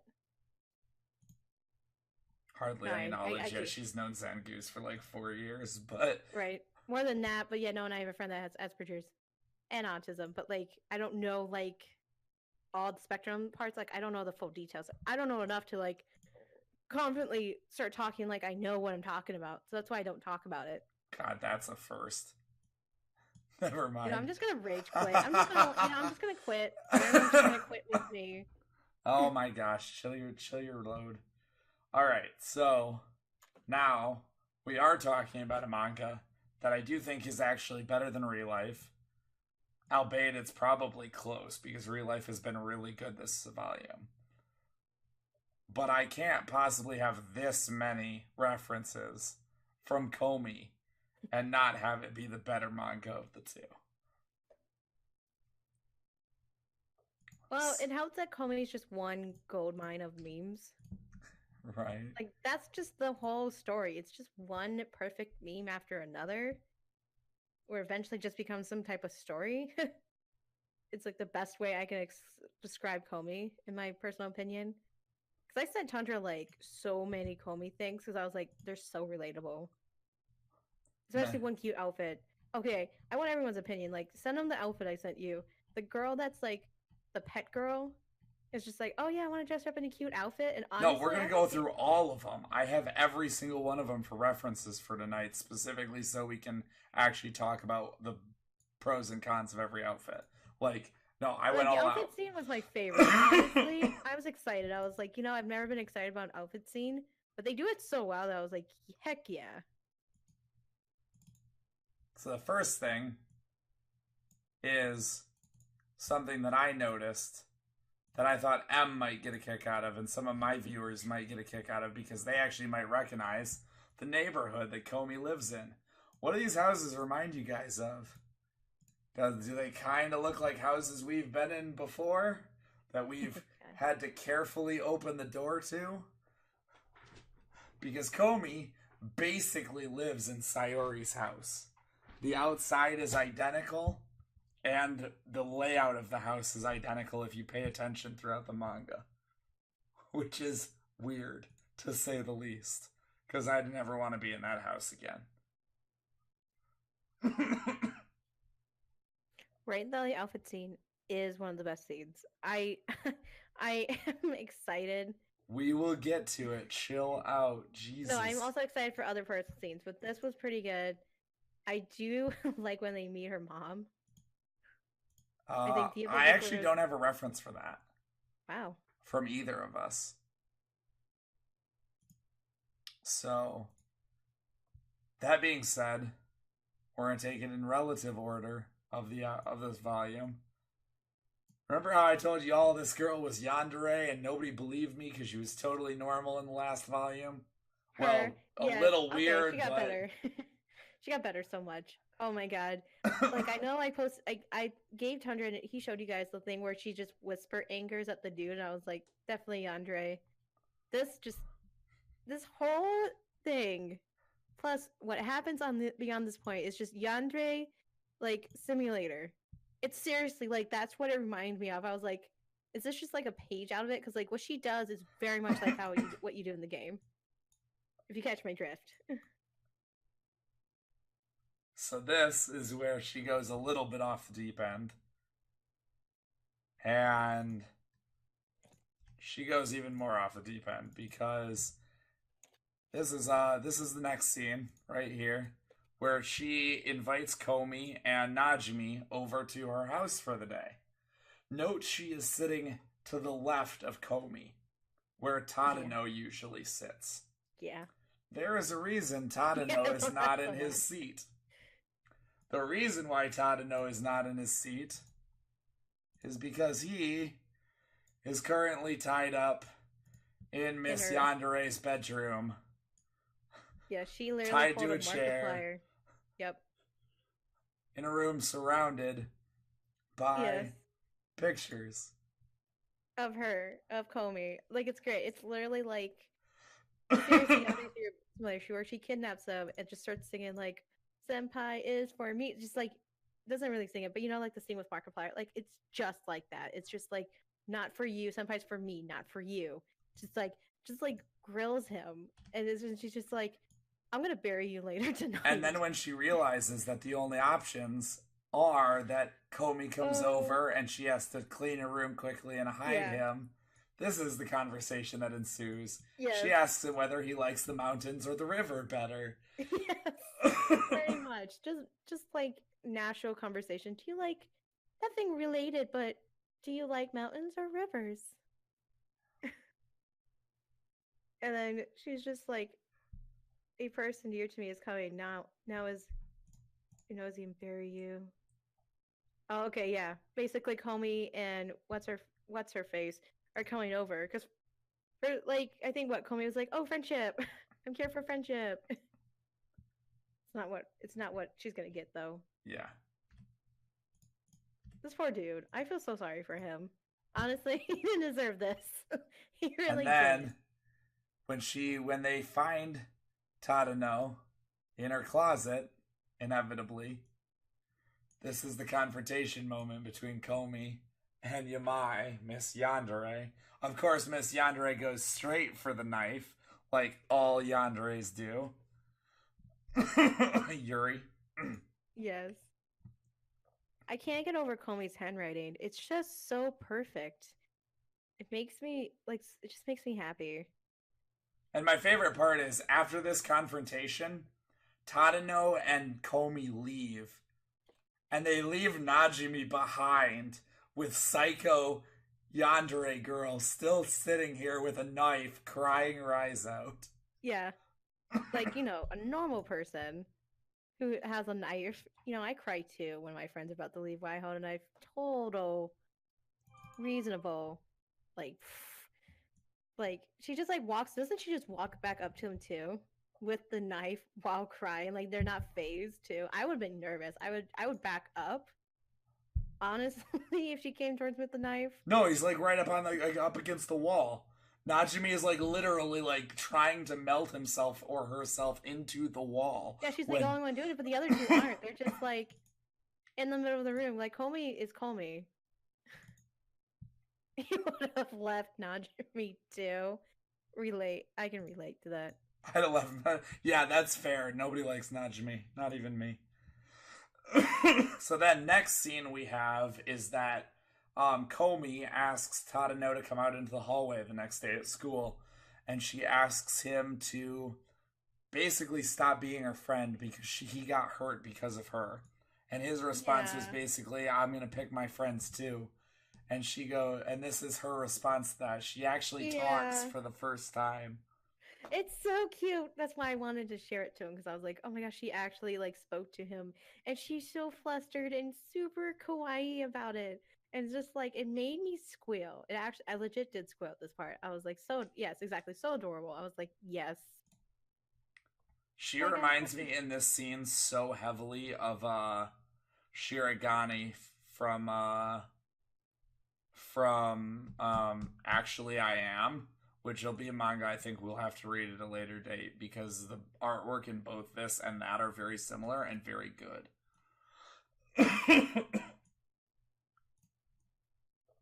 But yeah, no, I wholly enjoy this manga. I definitely read this manga if I need to feel as good And type just thing. when everybody thought we were done with the yandere, Yeah, no. same scene, the yandere comes back. And just like Yuri, she tries to go stab in half on herself. Yeah, that's oh yeah, I remember this. She's she sucks at communication. What? There's no way that's true. Don't insult Komi-san. And like just doesn't believe. And then he's just like, okay, show her, call me, show her. And she's like, all this time, just like has this epiphany type thing. I just love how And she always has the knife. Always has the knife with her. even at school, didn't she also bring it at school one point? She is literally at school in this scene. Oh, I didn't understand. Yeah, this Okay. scene is still in the hallway from the last picture. Like Which still in the staircase. which quite honestly, like I didn't even know how she got that knife into the school. I thought like Japanese schools are like really safety concern. Yeah, but they don't have metal detectors, or at least they don't in this timeline.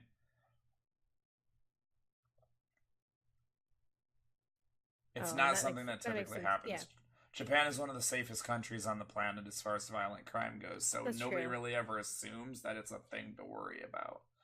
Yeah, that's really true. Japanese schools are one of the Yeah, safest on the planet because Japan is one of the safest countries on the planet, yeah. not necessarily because they have security measures in place. Japan is a really good way of educating and getting people with the help they need and stuff. Like, It literally does have the one of the lowest, if not the lowest violent. Last I knew, it was the lowest violent crime percentage per capita on the planet. that's gonna be something later, like a political talks we'll have. Like, seriously, Japan statistics are super interesting. That's a different thing for a different time. As a side note, they also have one of the highest rates of suicide on the planet, Yeah, though. So, like mental tomato, health. tomato. Yeah, mental health isn't a huge. It's getting better though. It is slowly getting better. They are recognizing mental health and stuff and making steps towards it. They're just not there yet. It's gotten Well, better in Am, the last you couple missed the years. part with Yuri. Like Yuri is in this manga.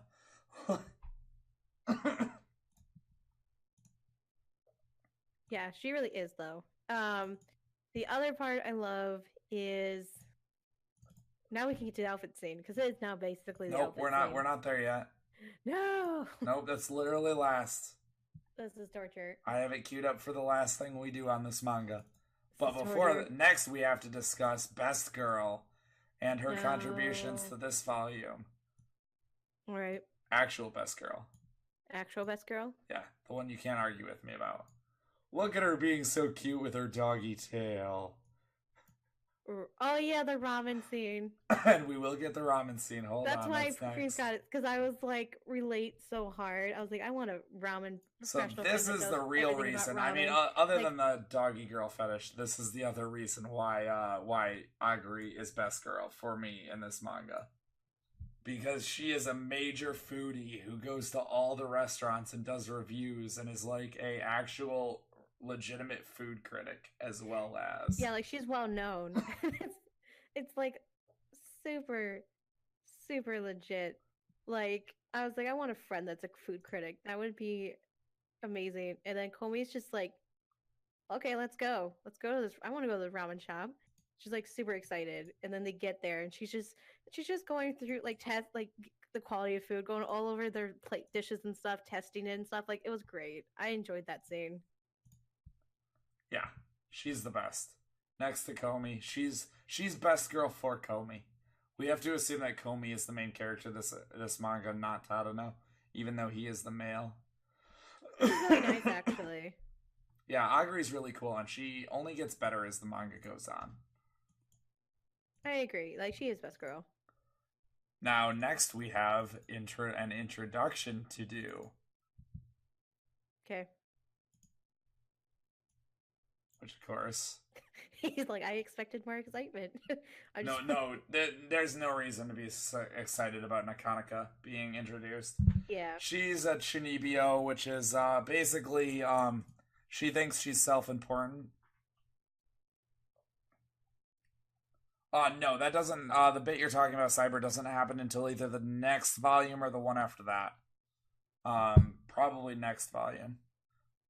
Oh yeah, this girl that like I thought it was kind of funny. Oh, she was like, "Oh, princess" and stuff. But I don't know.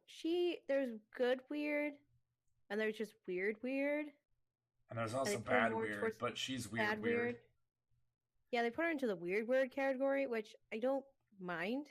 I just want to know why she was added in. Okay, so basically the reason she's added in is because every one of these characters, if you haven't noticed this already, are filling a specific archetype of character in manga and anime. Obviously, Yamai is the yandere, Najimi is the childhood friend, and they're all like taking it to the extreme. Najimi is the childhood friend, so she's everybody's childhood friend.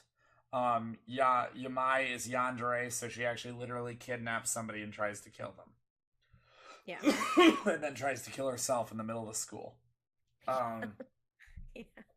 Sorry. Whereas I just this girl represents the Shunibyu aspect, which is not a very often used trope.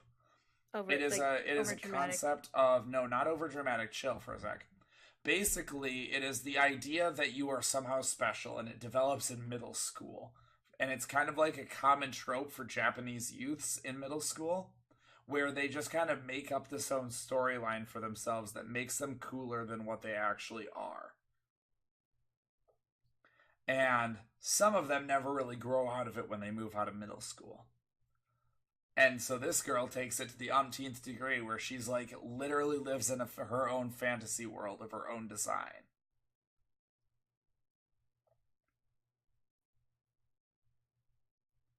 Where she is the holder of the forbidden dragon force that if the princess ever interacts with, it'll cause a chain reaction that'll blow up the planet. Yeah, which I love Komi. Because honestly, I would have just gone along with it too. And I've been like, what about the egg?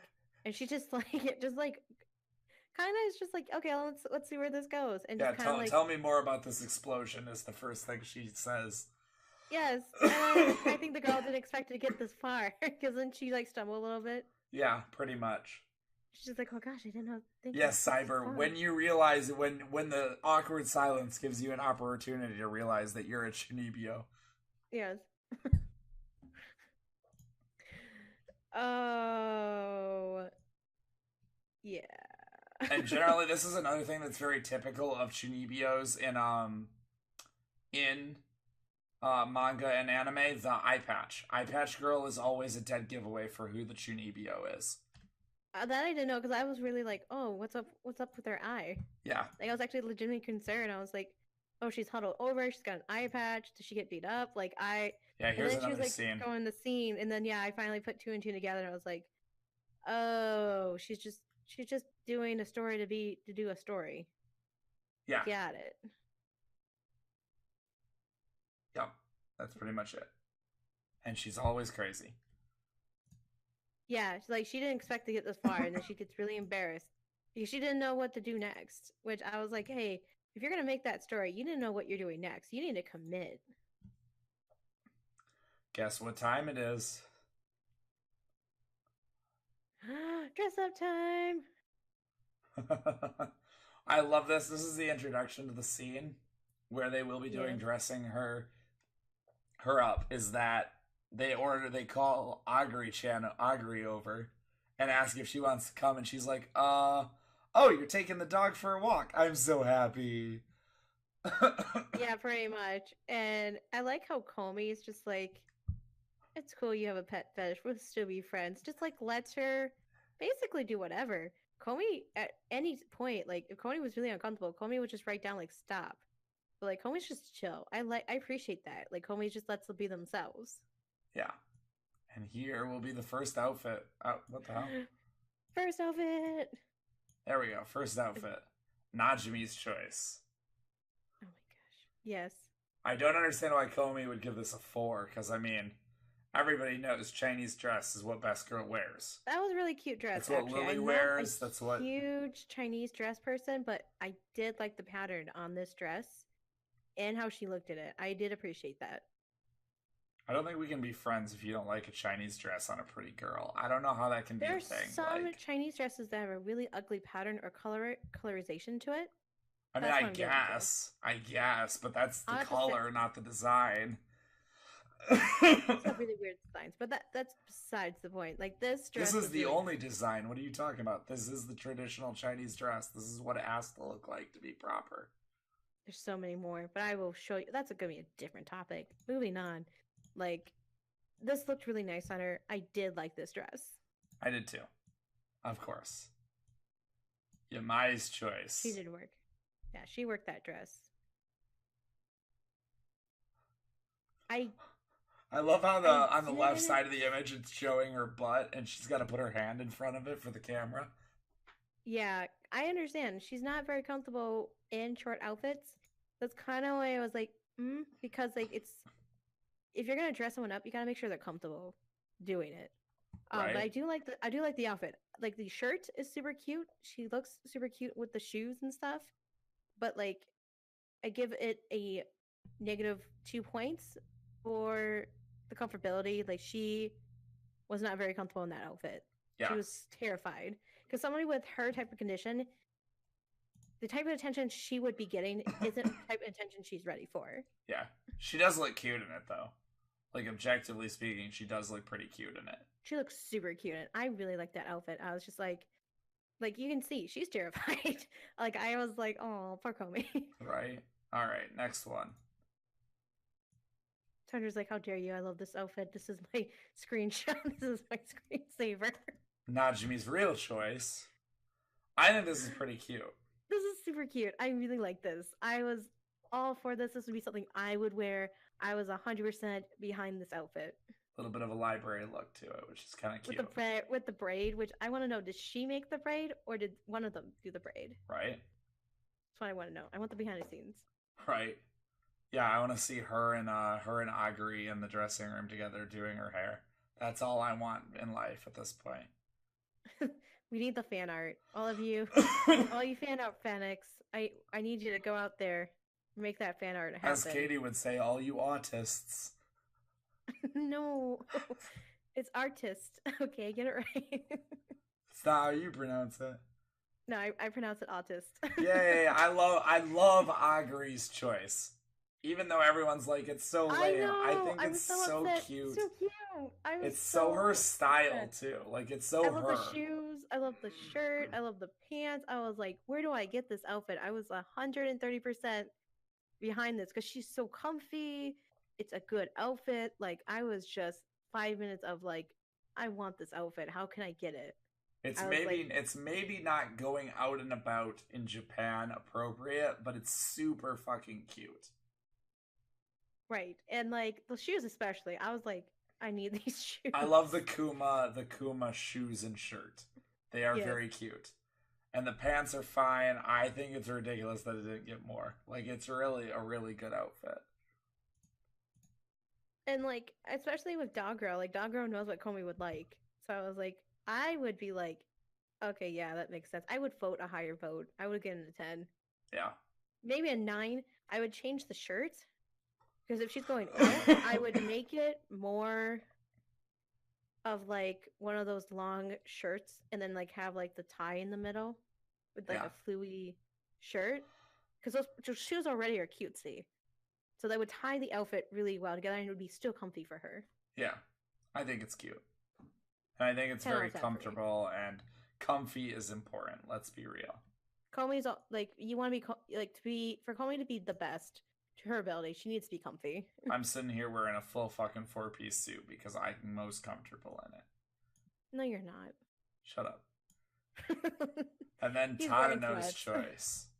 He's wearing pajamas or undies. I am wearing Or his sweats, sweats. actually. Yeah.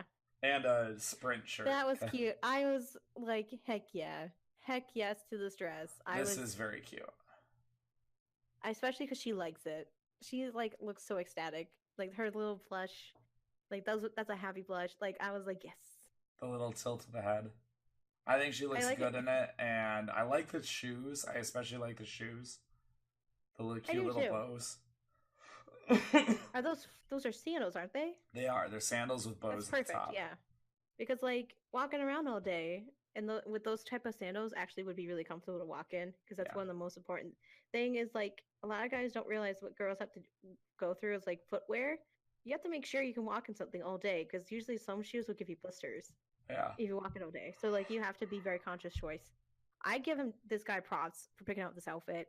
I was like, he doesn't have sisters. He doesn't like he's just a natural. Like most guys don't know how to dress women. So it's like whoa, whoa, whoa, whoa, whoa, whoa, whoa, whoa, whoa, whoa. Guys. We haven't been at Tadano's house yet. You don't know if he has a sister. I'm just going on the assumption. We haven't been introduced to sisters, so I'm gonna go with the assumption he doesn't have sisters. So whoa, whoa, whoa, whoa, whoa, whoa. Hey, Cyber, tell her whether that was a good assumption or not. Well, yes, he's got like 20 sisters. So I'm like, I'm reversing. It's like no harem.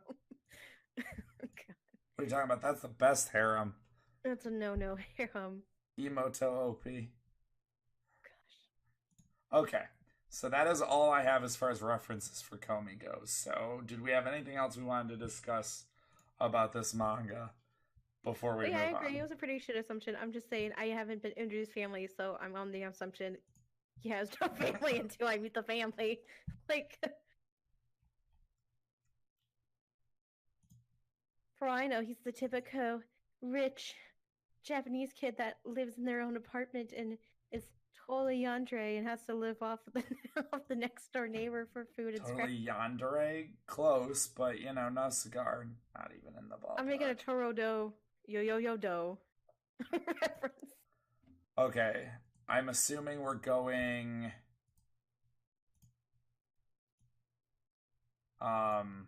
orange next.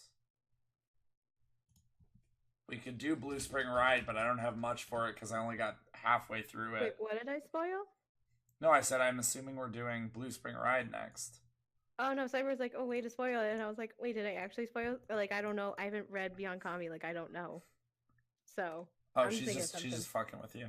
I'm just messing. Like, I honestly don't know.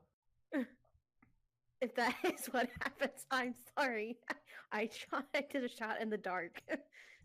Okay, yes. So you can basically show the images I sent you. I think they're cute images. What images? From Blue Spring Ride. You're gonna have to be more specific because here's the downside of Blue Spring Ride and Orange running at the same time. They have identical artwork with very little difference in characters. So Blue Spring Ride, there's a scene where they're in the river. Oh my god, who is this douche? Is this... Okay, this is Blue Spring. Okay. I don't think I've seen that one. I don't think you sent me that one. Gosh darn it. Alright, let me look.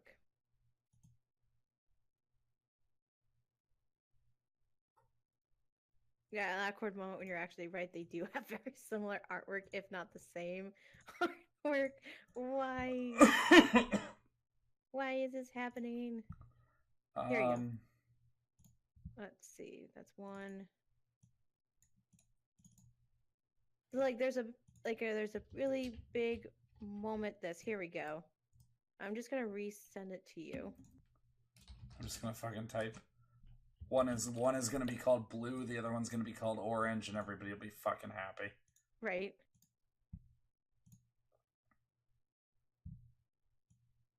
That's Monica in a Santa suit spinning around in circles, Sam. My character is Monica in a Santa suit spinning around in circles.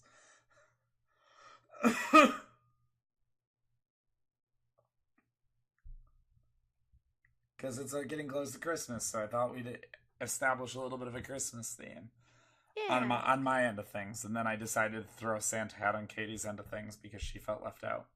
I did. It hurt my feels real bad. Can never recover. Let's be real, Katie doesn't have feelings. Wow. I have more feelings than you. That is objectively true, but not necessarily really the point. Okay, so in the future, try and send me better quality stuff if you could, because this is unreadable. It's not supposed to be readable. It's just you're supposed to see the image. You can barely do that. Just try and do better next time. All right. So I want everyone to know this is the moment where shit's about to get real quick. This is the point where he gets a better personality. So from the beginning, from the volume 1 to this guy basically is like this aloof loner kid, while everyone else is trying to get through basic high school bullshit. You know, being bullied. Like, how can you change as a person? You don't like the person you were before. Get the girl you know. It's like things like that. They actually come together and are on the student council, and they actually slowly start bringing out the good in each other. And this is like a trust exercise where they're supposed to navigate through the woods and find their way back to the center. In this scene, like the tiny cute girl falls down and trips on the rock because she's too scared to proceed because she's for some reason terrified to jump rock to rock. Was never clarified why she's scared, but he like goes and helps her, and then she's like, "Oh, Kakaraki tune." I think that's how you pronounce the name. It's spelled like Kakeru. So I don't know how you would actually pronounce that. And then she's like, "Oh, he's so nice." But in that moment, she realized she likes him. The main girl realizes she likes him too, and they start becoming friends. So that's where things get really complicated really quick. I'm really excited. If you guys read it, like you'll see what I mean. Like the drama's pretty good. I'm not a drama person, but the drama's pretty good in this manga. That's the only reason I read it. It's like my guilty pleasure. I don't know why I read it. It's really bad, actually. The story, the way it's written is bad. The artwork's pretty good though. The drama's good. That's the only thing that's well written is the drama. Okay, I did have one thing for Blue Spring Ride that I liked. That I did get to, because I didn't get much out of Blue Spring Ride yet. Okay. Because I was only 3/4 of the way through when we started. Okay. I'm gonna drag it over right now. Ooh, almost. I swear to God, if it's a panty shot. Nope, better.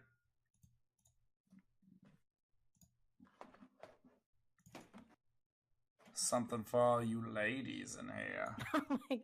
All right, is it the shirtless scene with them? Mm-hmm. He just walks into his own kitchen where she's making coffee and he's just totally shirtless. Nonchalant too. And she's like, "Oh God, I'm a half-naked man." I didn't come to your house to do that. Are you an idiot? Like there's a comedy scene too where she just overreacts and he's just like, he's a lot like Tundra. He's just like, "You're such an idiot." It's just so done with the bullshit. I don't blame him though. She's super high maintenance in my opinion. Like in the beginning, she comes out a little low maintenance, but over time, she's just super high maintenance. Where she's just like, "Oh, he must not like me because of this bullshit reason, but he says he likes me. But does he actually like me? Okay, if he gets off this train, that means he likes me." Which I was like, okay, actually, that's very realistic. Some girls think like that, but still, I was like, he admitted it, and it does like in this volume, like we can tell in the past he liked her, so like it's not spoilers. So it's like, oh my gosh. Right. So much drama. There's so much drama in this. It's my guilty pleasure. I'm sorry, guys. Yeah, this is Katie's guilty pleasure. This is her wrecking ball. Yeah. I mean, Tundra has a guilty pleasure, but I'm not gonna like I might have just said get what into it that. is.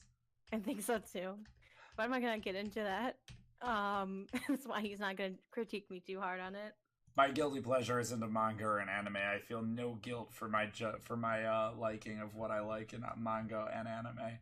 I'm a moe weeb, and I am the first one to admit it. I am moe trash.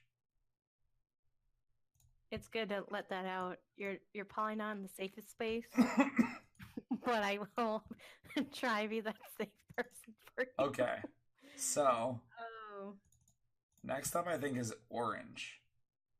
Yes, which, and as far as I can tell, I have no a- references from it other than sent you one tons of pictures. yours.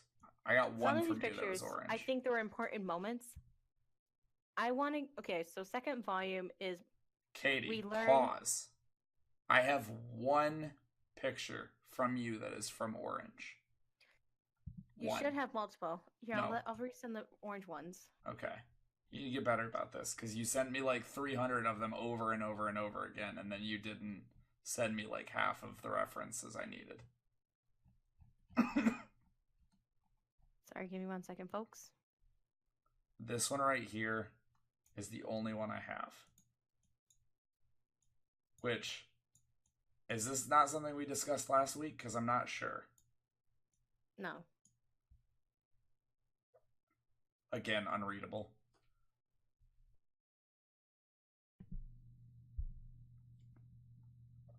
It was mainly the photos were what was important. Han.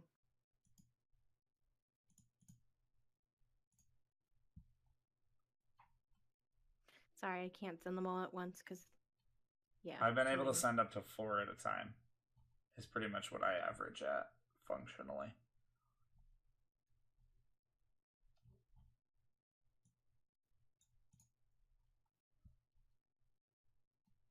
All right, let's see here.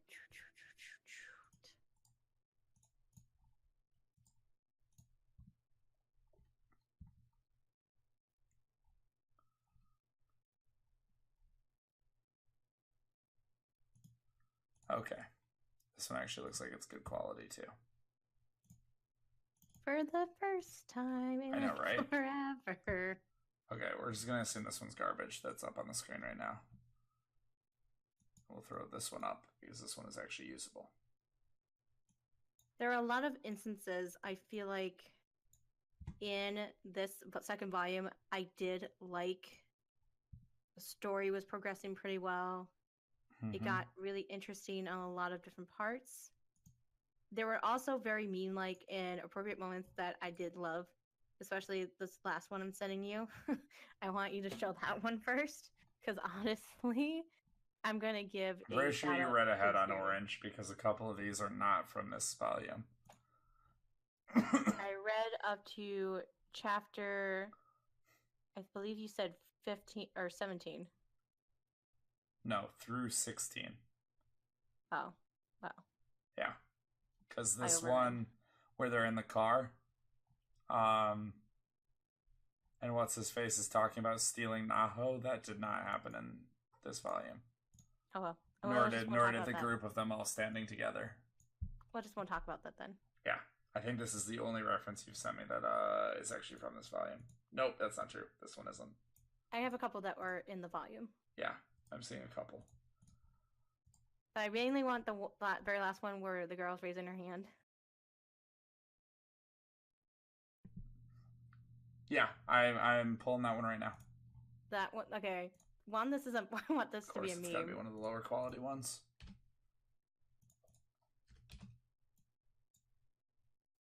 Oh, didn't work.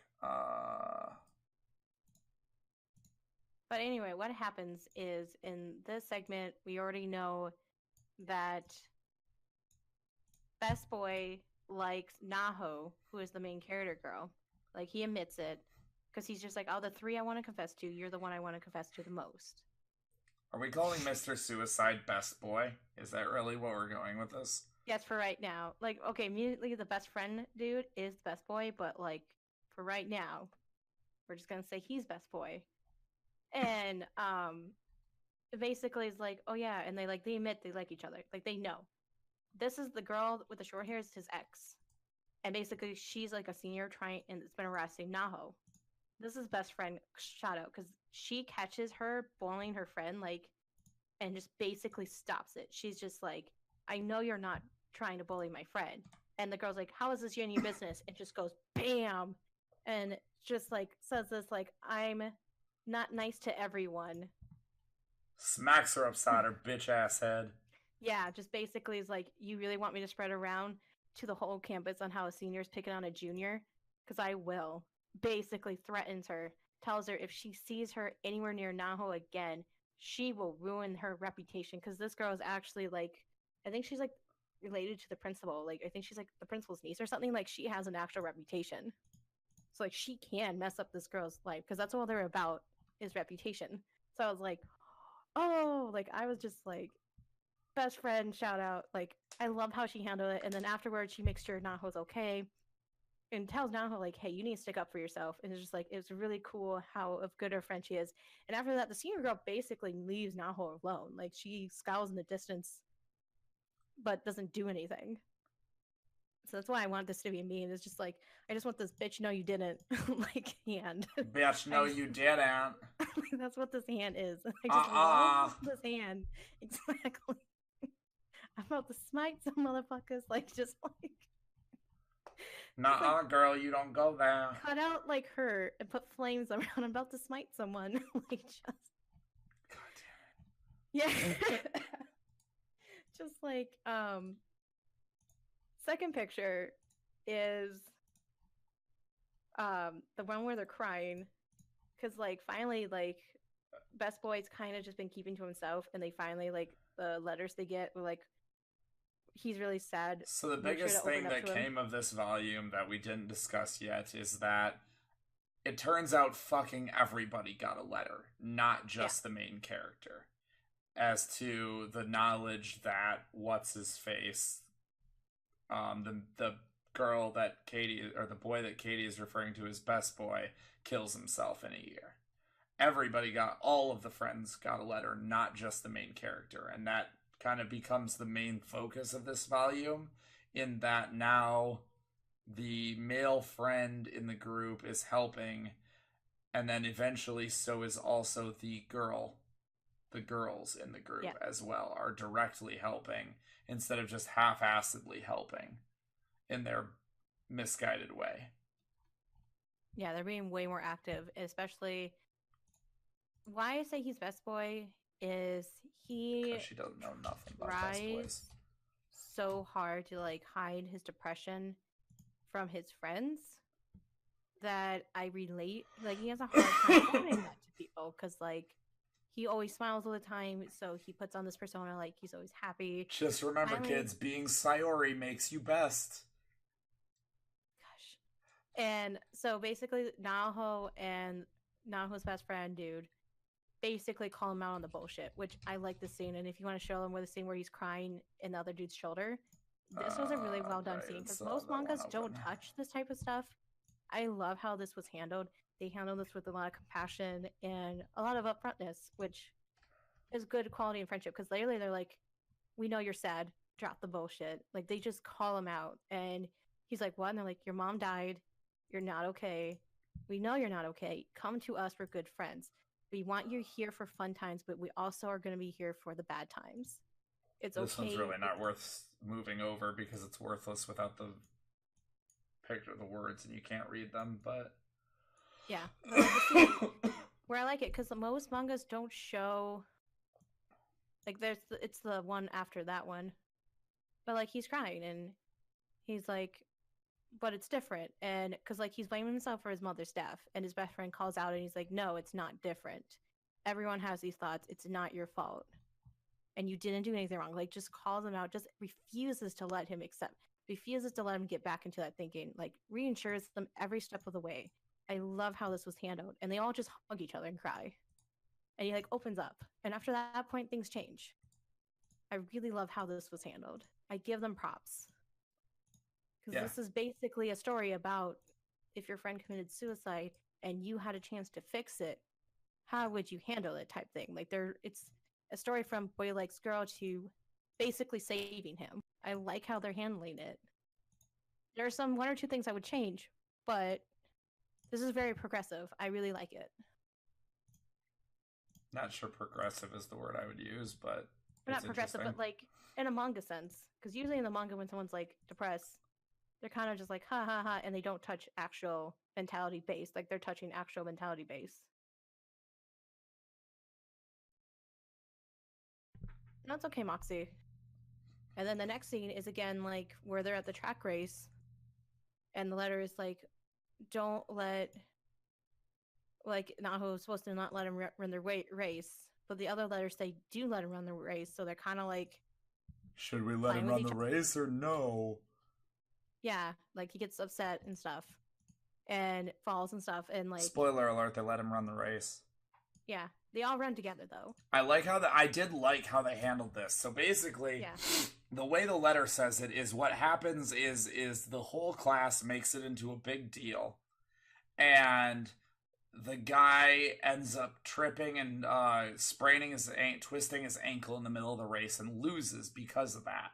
And then he's really upset because it was such a big deal for the whole class. So instead of making it so and the letter just says, make it so he doesn't run.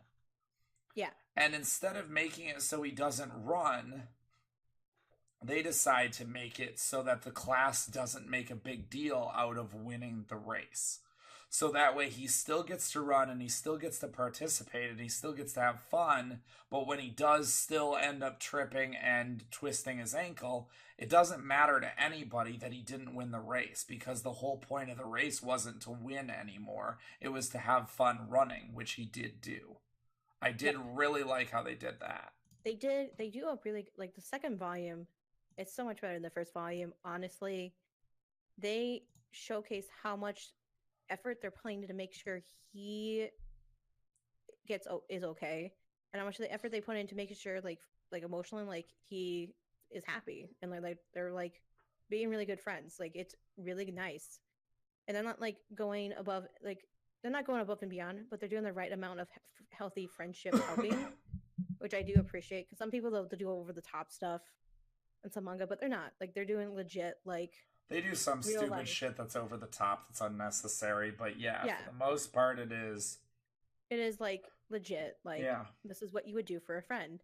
I do also appreciate that one of the friends low key was called like the guy's grandma, because he also was sad that his mom was able to come to the race, and that's why he was so depressed. And so he was like, wait, why is my grandma here? And he's like, oh yeah, my dad just casually like saw your grandma and offered a ride, and like he made him super happy. And I love that. I was like, that actually was like a really nice way they handled that. They do a good job. I really like. I have a theory though, because I actually have never seen or read this manga, so I don't know what that happens. But I think I have a theory on what may have happened. Wait, you've never actually read Orange? No, okay. I don't know what's gonna happen. Oh, I legit don't know. Well, my bets personally, let's take bets right now. I bet he dies no matter what they do.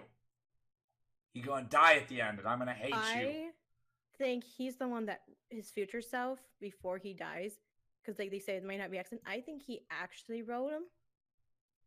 Like he actually wrote these letters. Yeah, so? I think so. And like these are, he just wanted like them to give him purpose and stuff up to his death, because he didn't want them to, like before he died, like before he committed suicide, because like they say that's basically what he did. They don't think it was an accident. So I think he wrote those letters so his friends wouldn't grieve. That would make sense, except we're actively getting a visual of what is happening in the future world that this world is no longer connected to, because it has a changed timeline. I don't know. That's what my theory would be, because like normally when you commit suicide, you don't want the people around you to be miserable. So I feel like that would be one of those things where he helps them come to terms. Which is why he made it look like an accident. Yeah. Yeah. He didn't. I guarantee you he didn't write the letters. That doesn't make any sense. And if that is the case, I'm going to be really disappointed with the author, because that's terrible writing. It doesn't make any sense from a motive perspective, or from a how the hell did this actually happen perspective. That, or the other one, my other theory is that he still commits suicide in the end, but he's like happier Like, I don't know if maybe it's actual accident. Like, I don't know. I think everything turns out the same. Yeah, I think he still dies. I don't think maybe he doesn't kill himself, but anymore. But I think he still dies at the end. Because even if it's an alternative world, it's still like one of those full cycle type things. Like, if he doesn't die, someone else has to die. Like, that's how I. That's not how anything actually works. But right now we Oh, are we're. currently talking about Orange.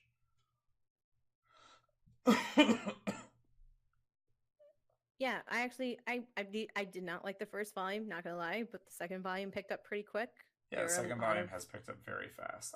It's really good I did now. appreciate it. Yeah. Yeah. Yeah, it's just Orange. I don't know what Yeah, I like the it is. comic.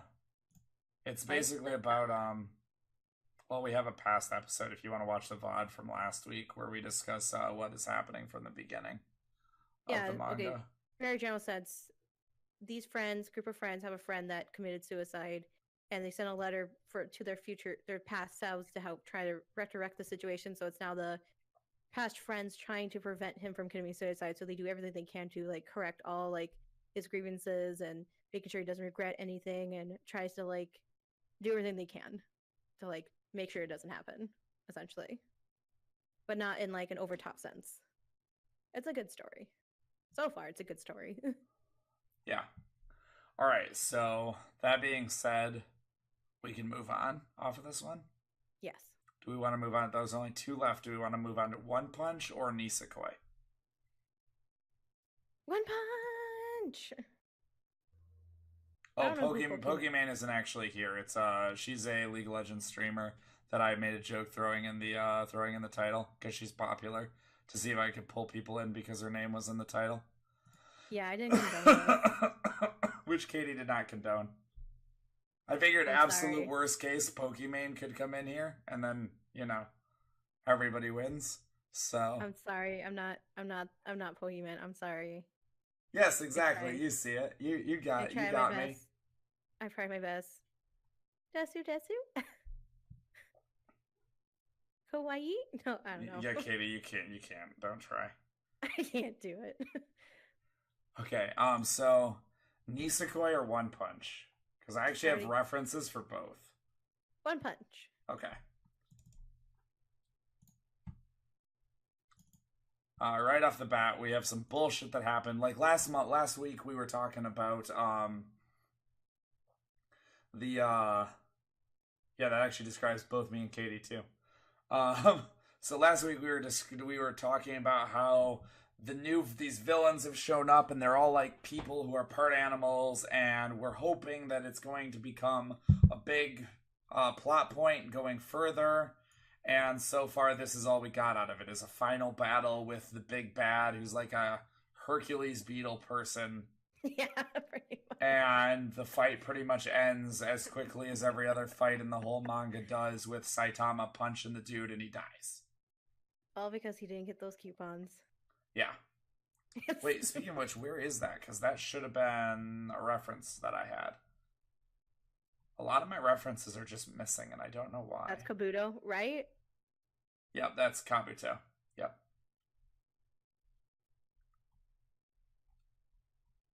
But seriously, I love this series because the humor, like the drawings, just hurt my soul. Just seeing like the animation. Oh god, if these drawings hurt your soul, you should see the original. No, you showed me the clips of the original. That's why I'm like, it hurts my soul. Yeah, these are touched. This is the touched up or the retouched remastered version.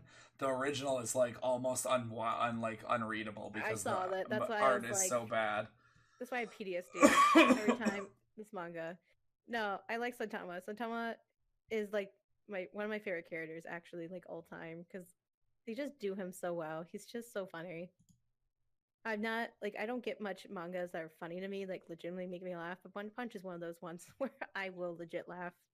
Yeah, the best thing about this manga at this point, I think, is that it's very tongue in cheek and it doesn't take itself seriously as a shonen, which is nice because shonens that take well, go ahead and drop a follow because we do this every week. If you want to come back, We do this every Monday at 8 p. starting at 8 p.m. until we finish all 10 mangas that we do.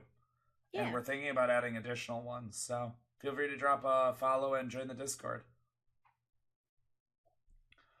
So like one of the things I love about this is like so many shonens, and thank you for the follow. So many shonens do a really bad job of like taking themselves seriously and getting too over the top, and that's one thing I love about this one is it never actually does. Just because it never takes itself seriously, it also like never gets stale. It never gets old and drags on. Here, I'm just gonna give them both our Discord. So here's both quit Tundra and dropping links in my thing. It's your link. It's for your Discord and then my Discord. I'm helping you. Sorry, go on. Anyway, the it takes itself very not seriously, so because of that,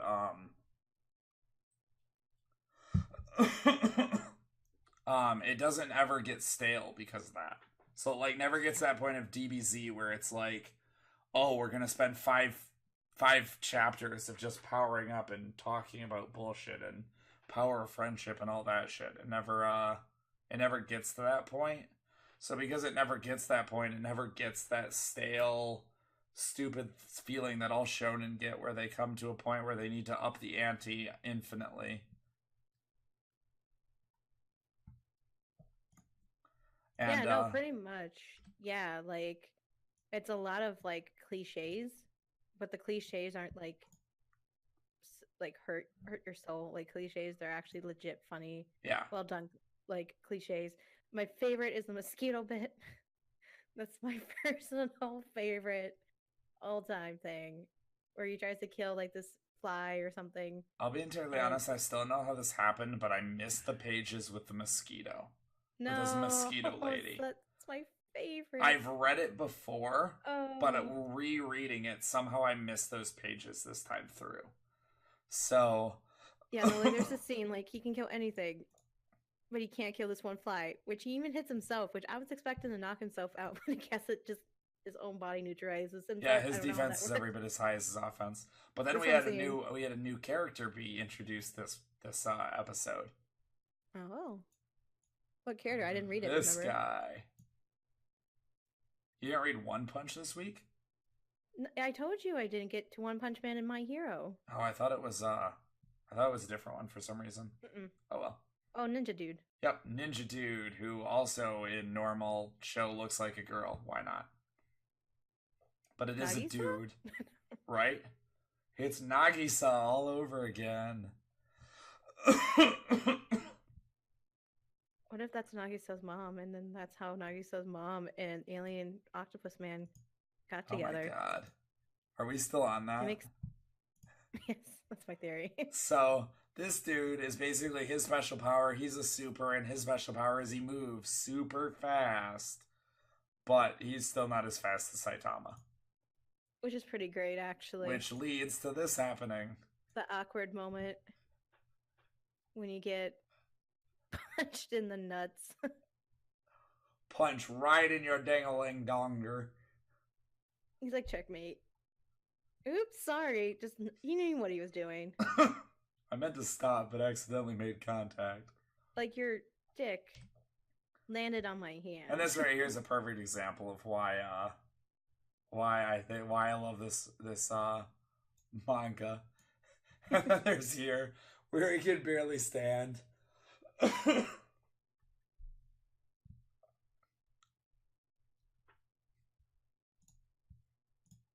Yeah, he's like not looking good. Yeah, there really wasn't anything much else going on with this episode. I'm just waiting for Bike Man. He showed up once this volume, but he shows up in every volume. Bike Man steals the show. It does come to the point where you realize that he has been stealing the show from Saitama the whole time because Saitama isn't registered as a super. So because of that, none of his things are credited to him. They're all credited to Yeah. other people. So he wonders why nobody knows who the hell he is. Yeah, which is pretty great. But then again, Bike Man's like a good person. So you're kind of like, it sucks that sometimes he's not getting the credit, but then again, Bike Man's just too pure. It's kind of nice that he's getting the credit too. Like at one point, he just like rides up to Saitama and he's just like, "What can I do to help? I will, I will defend everyone." Just like super legit. And Saitama's just like, "Make sure you just do crowd control." Just like wants to protect Bike Man. Just stand aside. Right. So other than that, nothing really happened in this volume, honestly. It was kind of it wasn't as dull as the last volume. I'll give it that. Last volume was terrible. The first volume of this manga was Wait, absolutely does unbearable. Ninja do remind you of Krogant? Like that Pokemon, that frog Pokemon? Yes. Yes, he's literally fucking no, it's not Krogunk, it's Yeah, it's fucking Ninja, that the Volsion of good what's it called, lord, can you Ninja. at least pronounce your words right? Evolution? Evulsion, what? I have a speech impediment. Yeah, it's called Oh, My Mouth Works Faster Than My Brain. or I just had tooths in my ears when I was a kid, and I couldn't. I never mind. I'm not going into it. You know my past. I know you're being raised by wolves part. Alright, so Anyway, anyway, I don't have anything else to talk about One Punch this week. Do you? not really. And I do Like have shit to volume talk two. about from Nisekoi. Yeah, you do. Yeah, I do. Oh God, what? Like, so many things happened. Yeah, let's move on to I Nisekoi. So many things have happened. It picked up real quick. So, basically, everybody and his fucking brother in this manga has made a promise to somebody 10 years ago, is what Yeah. we've gathered. Because Yeah. literally fucking everybody has that as their backstory. Yeah, which is pretty great. Which I Honestly, guess is there to, like, cloud yeah. who is who for any given character. But either It's making way, fun of the trope. I mean, this was just hot, but also finally get Onodera to convince her to confess her love, which she almost manages to do. Almost. Onodera, so cute. What else happened in this manga? Or in Gosh, this volume? so basically, Star Butterfly has a new bodyguard that just rolls up in the Oh, school. that is like the last thing that happens. Chill out on that for a minute. We got other things to talk about first. This is why you guys start taking notes, because you have no idea what happens in the first 30 pages of any any Yeah, I volume. didn't have time. I really hadn't time this week. I'm sorry, guys. I had a lot on my plate. Yeah, we all did. That's Right, why I did. didn't read two either. Okay. But anyway, so then he fucking is chatting with her, with his quote unquote girlfriend, and they finally tell everybody, all their friends at least, that they're faking it. So their friends know, including Onodera knows, that they are Thank not God. actually in a real relationship. So that at least that bit of drama has finally been put to fucking rest. Which I kind of liked because there's the usual BS where they're like trying to fake it, and the friends are just like, "What is happening here?" And they're just like upfront, which is going to actually work really well for them at this point. Yeah, hopefully. They can keep the illusion. They can keep it going and help them out. Yeah. So then, I think after that, my next, oh, and we are now aware that Onodera definitely has a key. We don't know if it's the key, because again, everybody has something going on 10 years ago. I still love that. I love they made fun of that trope. I was waiting for it. I want the teacher to also be part of the trope. Yeah. This is what my next reference is that literally blonde haired Star Butterfly also has somebody, a boy she made a promise to 10 years ago that she'd always be in love or forever in love with them. And Honestly, then it's like that one other manga. Is it called Nanjima or something? I don't know. I'm gonna have to look it up. Never mind. Sorry, continue. So then we get an introduction of a new character. This is starting to feel like I'm a broken record tonight because this has happened in almost every fucking manga so far. You notice that? Yeah. In Assassination Classroom, we had Bitch Sensei. In BNHA, we had the villains and 13. In Komi, we had Shunibyo. In Nisekoi, we have this dude. In One Punch, we have Ninja Boy. I guess we didn't get anything in ReLife. Not really. We got a new One girl really in new. Yamada. Yep. We got the Ifrit girl in Slime. We got a new character in almost every manga this week.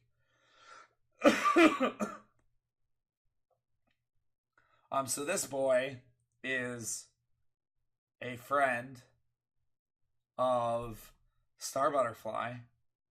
He is basically Ponyhead. Yeah. He's an obnoxious little shit who constantly just wants to be up fucking, what is her name? Kurosaki? Yeah. Yeah, Kurosaki's ass. And he basically comes to the school because he's asked by Claude, her official bodyguard, to come and kill our main character. Yeah, pretty much. Our head of the harem. Because let's be real, Claude knows what's going on. Claude's not stupid. And I call him the head of the harem because, well, they fight. Basically.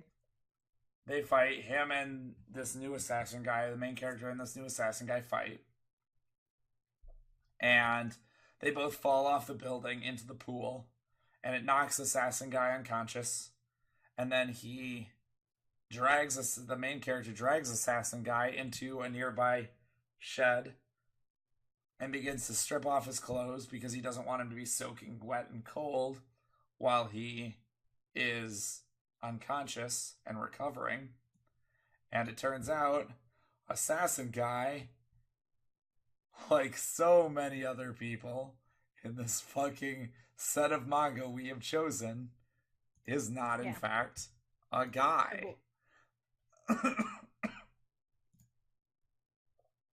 Yeah, it's kind of been like the new thing is just this gender swap type thing, which is cool. It's just that it's a new trend lately. Wow. What? Just remember, boys, swapping gender is just a trend. No, oh my god, stop pulling You heard it from Katie. Gosh, you try so hard to trap me. You try so hard. Katie Fox 2018. I'm just gonna stop doing this with you. Oh my god, you love it. No, so like I'm in like mangas and stuff for those that are gonna be like super anal about attention to detail, Chandra. Oh, don't worry, I already have my soundbite. Gotcha. No, but like essentially, like she's a super cute girl, which I do appreciate because, like, you know, what's the point of having a harem if you're not gonna just go full harem? Right? Yeah. If you're gonna play a harem game, you might as well go full harem. Now we've got 3 girls. 3? Yeah. Yeah, pretty much. 3 in this one. Potentially 4. That one girl that tries to get Odaka to confess turns around. Yeah, if that girl starts wanting Onodera, that'd be great. Yeah, but I don't know. I think the bodyguard girl and Kasaki can just be together. And Odera and him can just get together. I think that would just be perfect. The way it is. Star Butterfly and bodyguard girl. Bodyguard guy who's actually a girl. I don't even know Assassin her name. guy. To be honest. I don't either. Yeah, pretty much. I don't either. I didn't care. I didn't care about his Yeah. character at all until it revealed that he is in fact a new member of the harem and is actually going to be a relevant character for more than a volume. I'm not gonna touch that. Yeah, no, pretty much. They're not. That's like the Oh, only I really remember. It's exciting. Sugami. Sugami is his name. So yeah, that's like the really real thing that happened in this. Besides everyone having a trope, and that's really it. Yeah. That is pretty much literally the only thing that has happened in this manga today. So, that concludes our manga discussion. Let's discuss the future of this show to some extent. Because it's impossible to get you to answer anything straight up via text message in the interim. Do we want to add anything additional? Obviously, neither one of us had time to read all 10 this week. But this week, we only hit 2 hours and 45 minutes, and we pretty much planned for 3 to 4 hours. And this is the longer of the 2 episodes we've had. Honestly, I would like to add and replace Blue Spring with a different manga series. I mean, I'd like to finish Blue Spring. Blue Spring is almost done anyway. True. I mean, if we doubled up on Blue Spring and Orange, we'd have both of them done next week. So, or if not next week, then the one after. I know Orange will be done by the end of this month. I already calculated it out. Okay, it's not a webtoon. Do you guys have any manga suggestions you would like us to add to the list before we throw our hats into the ring? I mean, I don't give a shit if it's a webtoon at all. I was being a smartass last week because I can. I was doing it for protective service purposes, but I guess the Tora's out of the box and there's nothing I can do to fix that situation. So, yeah, do you guys have any suggestions?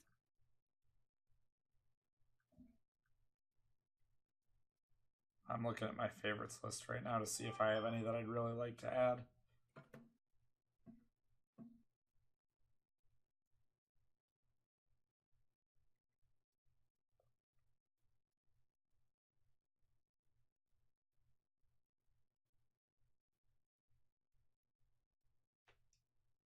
Okay, we're probably not getting a response from chat. Most likely no. So, discussing it between the two of us. I wouldn't mind adding Food Wars. I've seen a lot of good things about the manga, if not the anime. Really? That surprises me. I also would not mind adding Overlord. I guess kind of one if we're assuming Orange is going to end and Blue Spring Ride is probably going to end shortly after. So we're going to lose 2 romances. So I feel like we should at least pull in one. At least. So I kind of wanted to do Hibi Chochachu, which is... Okay, first off, if it's not available on Manga Rock, I don't fucking want to do it. It is on Manga Rock. Okay, because that's half the reason I didn't read Assassination Classroom this week is because I didn't even have access to it. Because that one I literally have to read on my computer because it's not available on Manga Rock.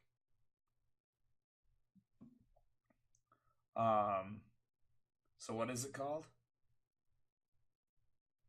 Hibi Chochu. Spell that. Hibi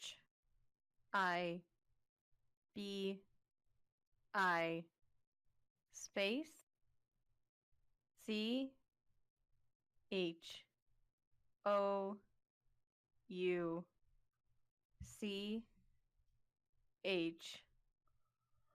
It doesn't exist on Manga Rock. That was easy.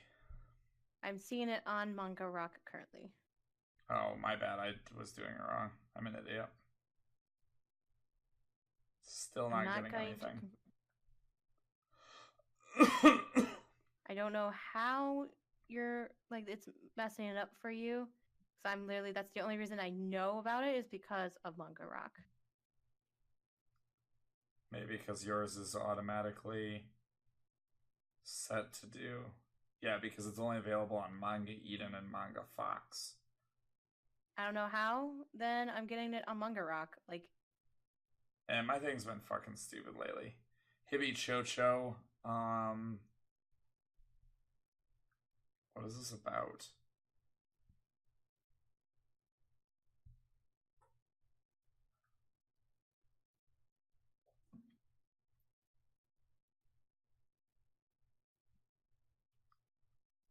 $80, 12 volumes completed. Talking about 3 months of this if it's not good. Do you actually know anything about it? No, not really. It was something I would suggest, and I was hoping you would. That's why I'm just throwing out a suggestion. Yeah, never heard of it, but I'll throw it in my favorite list and I'll look at it maybe. But it doesn't look like anything amazing. I was thinking about that or maybe Kami-sama. I just read Kami-sama. I haven't read the manga. You have too. I've seen the OVA and I've read end of the manga because I couldn't read the beginning because I saw the show, so I was like, it was basically exactly the manga. Then no, we're not going to do that one, and no, it's not exactly the manga. It pulls the fruit basket thing where everything's out of order. Still a good manga. It is, and we might come to it when it's not as fresh in my mind, but it's going to be way too hard for me to read and focus on something that I literally just read. It's literally the last manga I read before we started this show. So. My personal one, the last one I'm going to suggest is Kimi ni Todoki, which I've read a chapter of this and I really did like it because I've also watched the show and I really like the show. It's basically kind of like Komi, but this girl has more like the ring face. Like she looks like a horror gore kind of girl, and that's why they don't want to be pulling nothing for that, but it sounds familiar, which makes me think it's just under a different name. Yeah, she has a very timid, sweet demeanor, and they often mistake her as like just being this like malicious type person, which she's not. And then she finally meets this like guy that helps her make friends. It's similar to Komi. Okay, I see why you just are bad at pronouncing Japanese words. And yeah, I highly suggest it because it is an actual interesting like manga series, and it's actually really funny.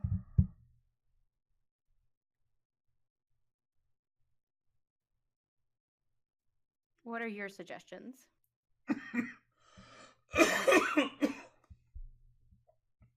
No, it cannot be Strawberry Panic. What? Oh, I thought you would suggest Strawberry Panic because you seem like that type of dude.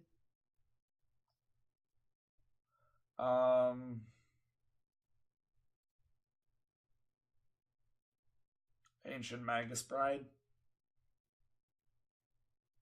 I'm on the fence on that because the girl has such a lukewarm personality. It's really Hajimete no Gal. What's that one? My girlfriend is a gal. How do you spell it? Hajimete. Can you actually spell it out? Hotel Alpha Juliet India Mike Echo Tango Echo.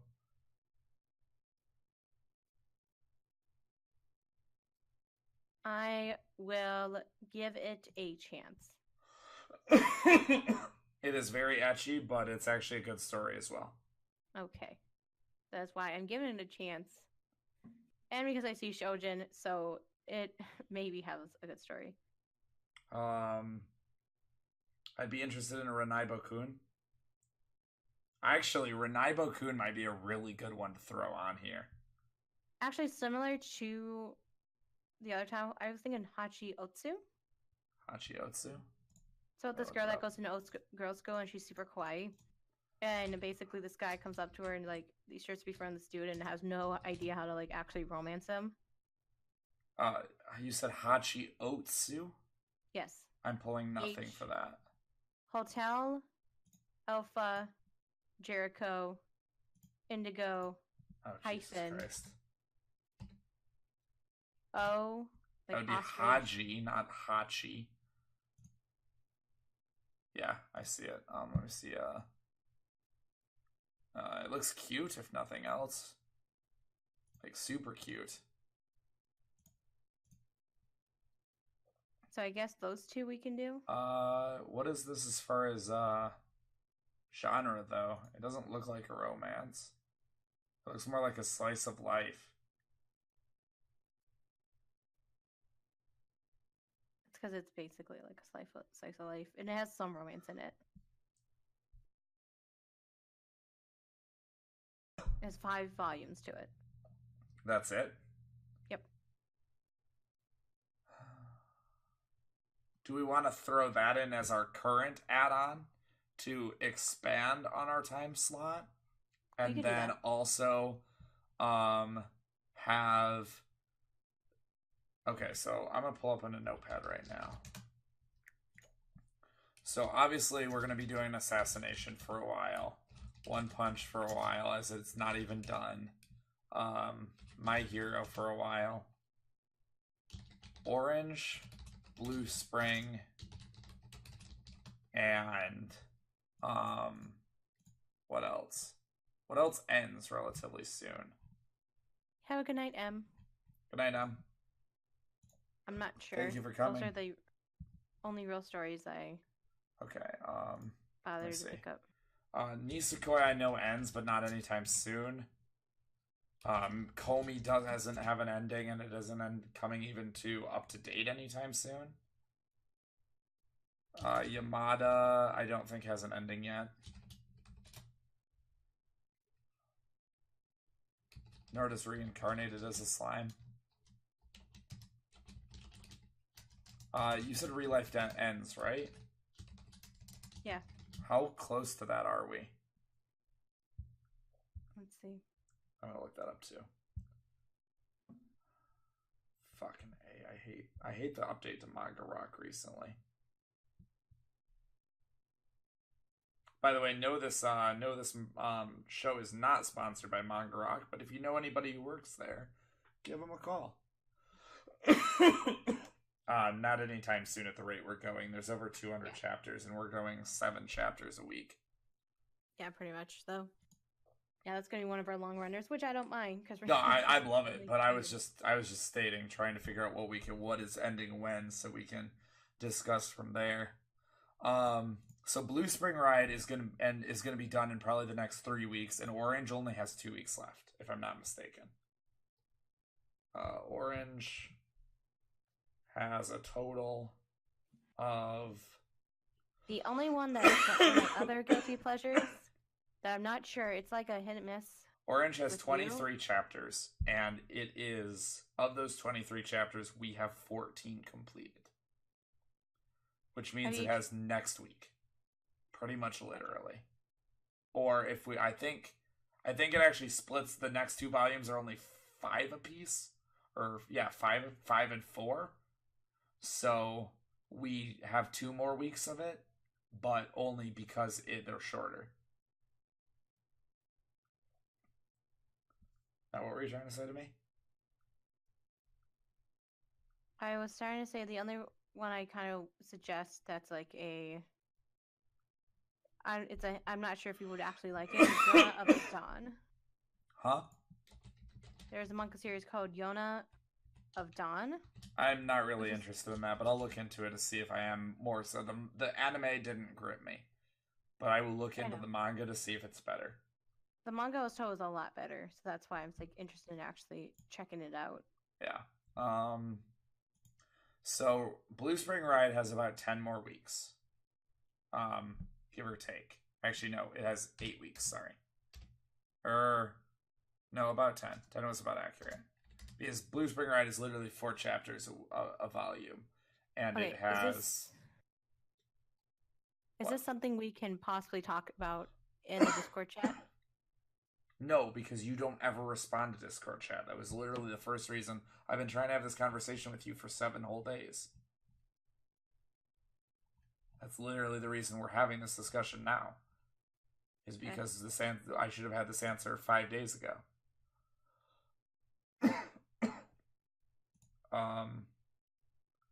So Orange literally has 2 weeks left at most. That's if we want to go by volume. If we double up on the volume, or like It's literally if we read 8 chapters instead of 7 this week, we're done. Actually, 9 instead of 7, but same diff. We'll be done after next week. So Orange is going to kick off anyway. Now, I was thinking that Hibi Chocho, was it? Was that the one we decided to add? Yes. That one might be good to add.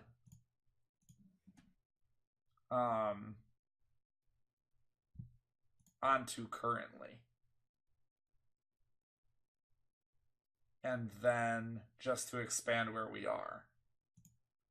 And then for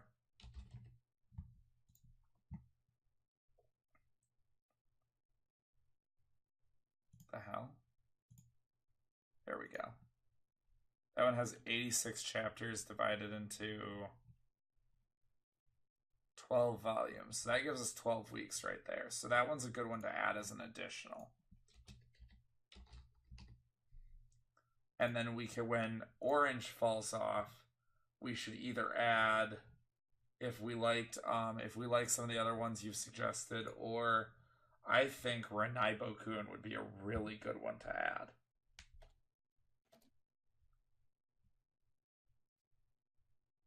I think it would be entertaining, and it just ended. Like 2 weeks ago. And while I've seen the very short anime, I've never read the manga, and the manga's way too long for how long of an anime there was. The manga's 53 chapters, and the anime was set 12 episodes.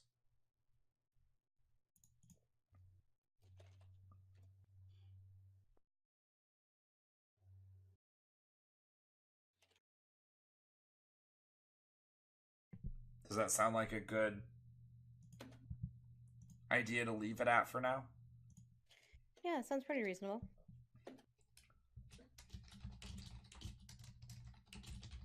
Okay. Do you have any other, anything against it?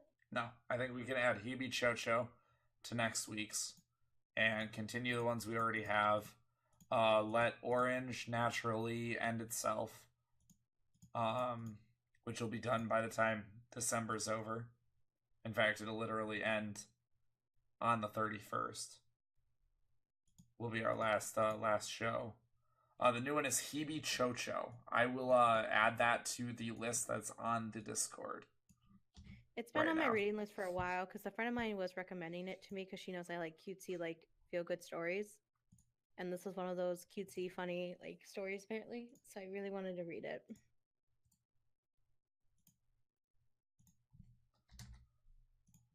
I'm going to go through and change. But again, she is a massive troll, so this can go either way. It looks cute. It looks good. It looks cute. It actually does look good. I feel like it's gonna be one of those that are gonna be super metal. So I'm not sure. This can go either way because she's done this to me before, where she's Did you say meta or metal? Metal. That worries me. Metal. So she was just like, "Oh, you should read this manga," and I was like, "Okay," because she telling me "Oh yeah, Princess Jellyfish is about all the jellyfishes in the gully." And she was making up this own story. It sounded super cute, so I read it and I was like, "This is not what this is about at all." It was really good, but still, it was one of those things. Did it sound like metal or meta? Yeah. So I have the list of what we are currently reading pinned to that channel in the Discord, so you can always just click that. Even if conversation gets to the point where you can't read it easily, and I will always update that single post so that way everybody can always easily see what we're currently reading at any given time. Looks like pretty much everything is on volume 3 except the new one which we're adding, which will be on volume 1.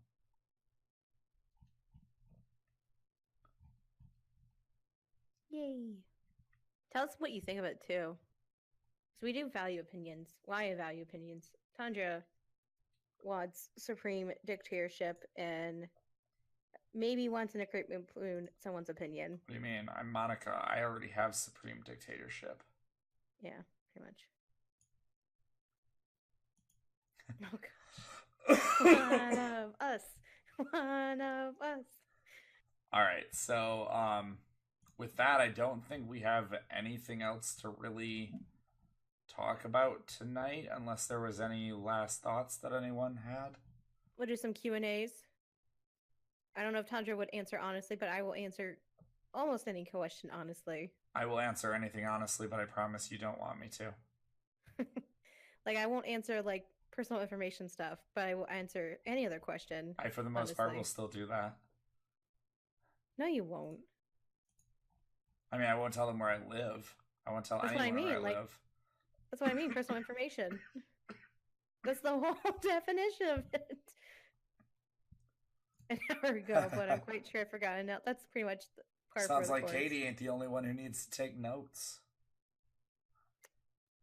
Finger guns. Because I just realized you guys can't see it. So I have to do. I have to like now sound. Oh, speaking of which, there was a really great thing in Komi that I noticed earlier today, and it stuck out to me because of hold on. Wow. Someone that was just lecturing us about taking notes. No, I had a hair in the back of my throat, and it really makes it hard to talk. You have a hair in the back of your throat? You know what? Never mind. I don't want to know what you do. Yeah, it's what happens when your sinuses are draining. Occasionally, nose hairs get caught, and it's the worst because they're like spines. I have never had that happen to me before. Yeah, it's because you're a girl. Anyway. Sexist. No, I'm just joking. In earlier, Yamai in Komi, Yandere chick, she is talking with Komi, and she actually glances up from under her hands, and it actually says it mentions that she actually says the word glance. Not just that she does it, and it like yes, I remember that. And it specifies she's saying the word, and I laughed my ass off at that because Zangoose has recently taken to this new thing where he will smile at you and he'll go smirk. Oh my god, that's. And I know the reason is because he fucking reads manga, and he doesn't understand that they're not saying it as they do it. They're just doing it, and it's saying that they're doing it. So he thinks he has to say his action. He thinks that he has to say that action for it to work properly. And I'm like, so cute. I look at him and I'm like, what the hell are you doing? And he's like, I'm smirking. And I'm like, yeah, but you don't have to say smirk to do it. And he's like, I'm being cute. And I'm like, oh my god, child, he's the best. One of these days, maybe we need to, one of these days we should consider adding one of his Legend of Zelda manga on there just for shits and giggles, and have him help talk about it and critique it. That'd be some great extra content. He'd be so excited to talk to me. He'd be like, "Oh my gosh, Katie!" He'd be so excited to talk in general. He loves talking to the stream. And then he would finally be able to focus enough to talk about Zelda, and then he would just gush about Zelda. Yeah, forever. Or Minecraft. Or Minecraft, honestly, which is what he does every time we play. I was thinking, because I'm going to start playing Minecraft for the first time. You should have him on with me in my stream. He can be my coach. Oh my god, that's what I always tell him, is like, if I ask him a question about the game and he's like, I don't know, and I'm like, well, why don't you know? You're my expert. That's why you're here. Exactly. He knows so much more than us too. I'm gonna have him be my coach. All right. Well, I think that we'll call it for the night for this episode of Minecraft of Manga Club Monday.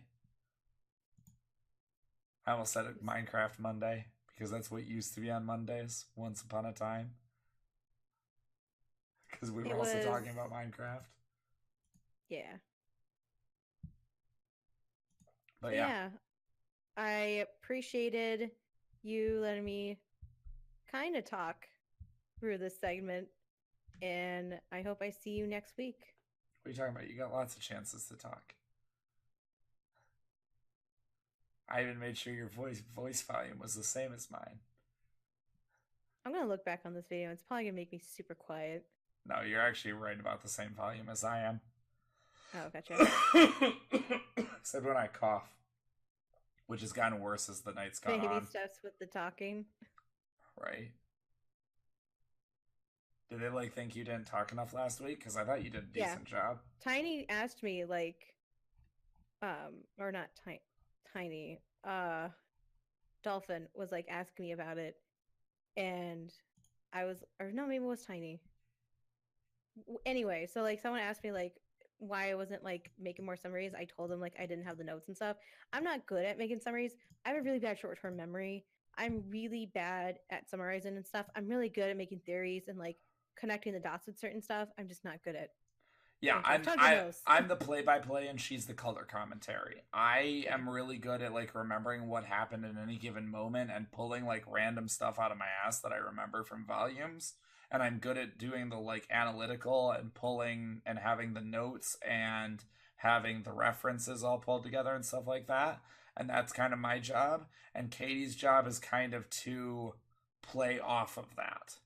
And then I play off of Katie in response, which is where I get where my ad libbing comes from. Which is why he cuts me off, because he has a tendency, if he doesn't say something, he'll forget. That's Exactly. why I try not to take it as personally. Yeah. Yeah, we try to have a good balance. Sometimes I have to talk back over him to remind him, like, hey, I haven't finished my piece. Yeah. But it's still like one of those work in progress things. Trust me, if he was next to me, I'd be wringing his neck a little bit. Yeah, she gets really angry when I interrupt her. She's actually done really, really well during this because, yeah, it is very much if you say something and I don't respond, I will forget what my response is, and that's content that the viewers lose out on. I was raised very strictly, so like to interrupt someone is like a major sign of disrespect. So it's been my pet peeve. I'm trying really hard to get out of that mentality because like I know you don't mean it from a disrespect concept type thing.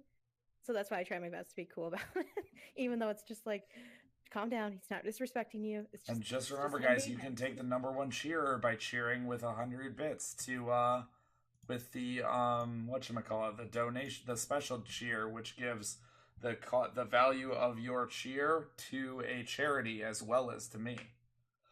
And then the best benefits is if he also splits his bits with me. So yes, during the show, I split all donations and bits directly with Katie, 50-50. Well, I think we decided on 60-40 because I have to do all the technical shit too. Yeah, like I do. Yeah, which is pretty fair because I do make him do a lot of the talking because I'm not good at analytical stuff. Well, not just that, but I do the technical side of things and keep the actual show running and do the like images and stuff like that throughout it as well on the fly. So. Because, not, as you guys are probably aware by the fact I was discussing it as we went, is that all of this comes on the fly. Very little of this is able to be prepped ahead of time because generally me and Katie are very busy throughout the week. Yeah, I just got my mic set up, so that's how bad I'm at tech. Which I hope you guys have noticed the new quality. I haven't had it set as much as I wanted to set because literally we were talking and I had mic technical issues before this, so I do hope you guys notice the difference. I am making strides to make my audio better. Thank you very much, Cyber, for the 60 bits Thank of charity. You for the bits. Bits are appreciated. Thank you, baby. Only have 60 bits in this account. Why did you use the last of the bits? I'm just thinking to myself, I'm just reminded of Steven. Give me the bits. Give me the bits. We need to make that our alert on this channel. Can we do that? Maybe I can. That would be so worth. I don't think I'm able to have different alerts for different scenes, but I'll look into it. Oh, you're watching this on the other one. Oh yeah, like how you subscribed me on your second account. That's so funny. Yeah, like I want a subscription, and I was like, oh yeah, you should subscribe to me. And then she like subscribed to me on the account, like her other false account. Like I have. Oh. So what I need to start doing is I just need to start making Twitch accounts for my friends that have Amazon Prime and just being like, hey. All right, so I think that's it for the night. Do you have anything else to say? I think we didn't really do an introduction of either of us. If you want to do like an outro of your stuff. Everyone knows me, basically. Like, what do you mean? Okay, sorry, I got confused. What is an outro?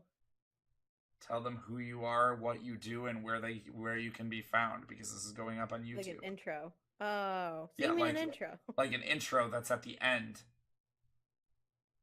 Oh, sorry. I've never heard of an outro before. I got confused.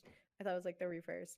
So hi, I'm Katie Fox. I like long walks on the beaches. I can be found on Twitch, which is twitch.tv/KatieFox92. I'm a variety game streamer where I like to play story-based games, multiplayers, platformers. I play League time to time. I'm not good at League, so if you came for a good League player, it's not me.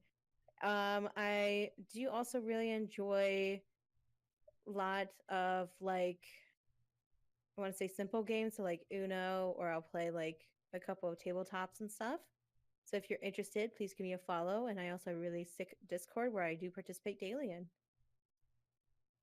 And I am Tundra Flame, a full-time Twitch streamer. I can be found at twitch.tv/TundraFlame, as well as twitter.com/TundraFlame. I am basically similar to Katie in that I do almost entirely one-player games, although I've been playing a lot of Fallout 76 because it's a one-player game where other people exist in it.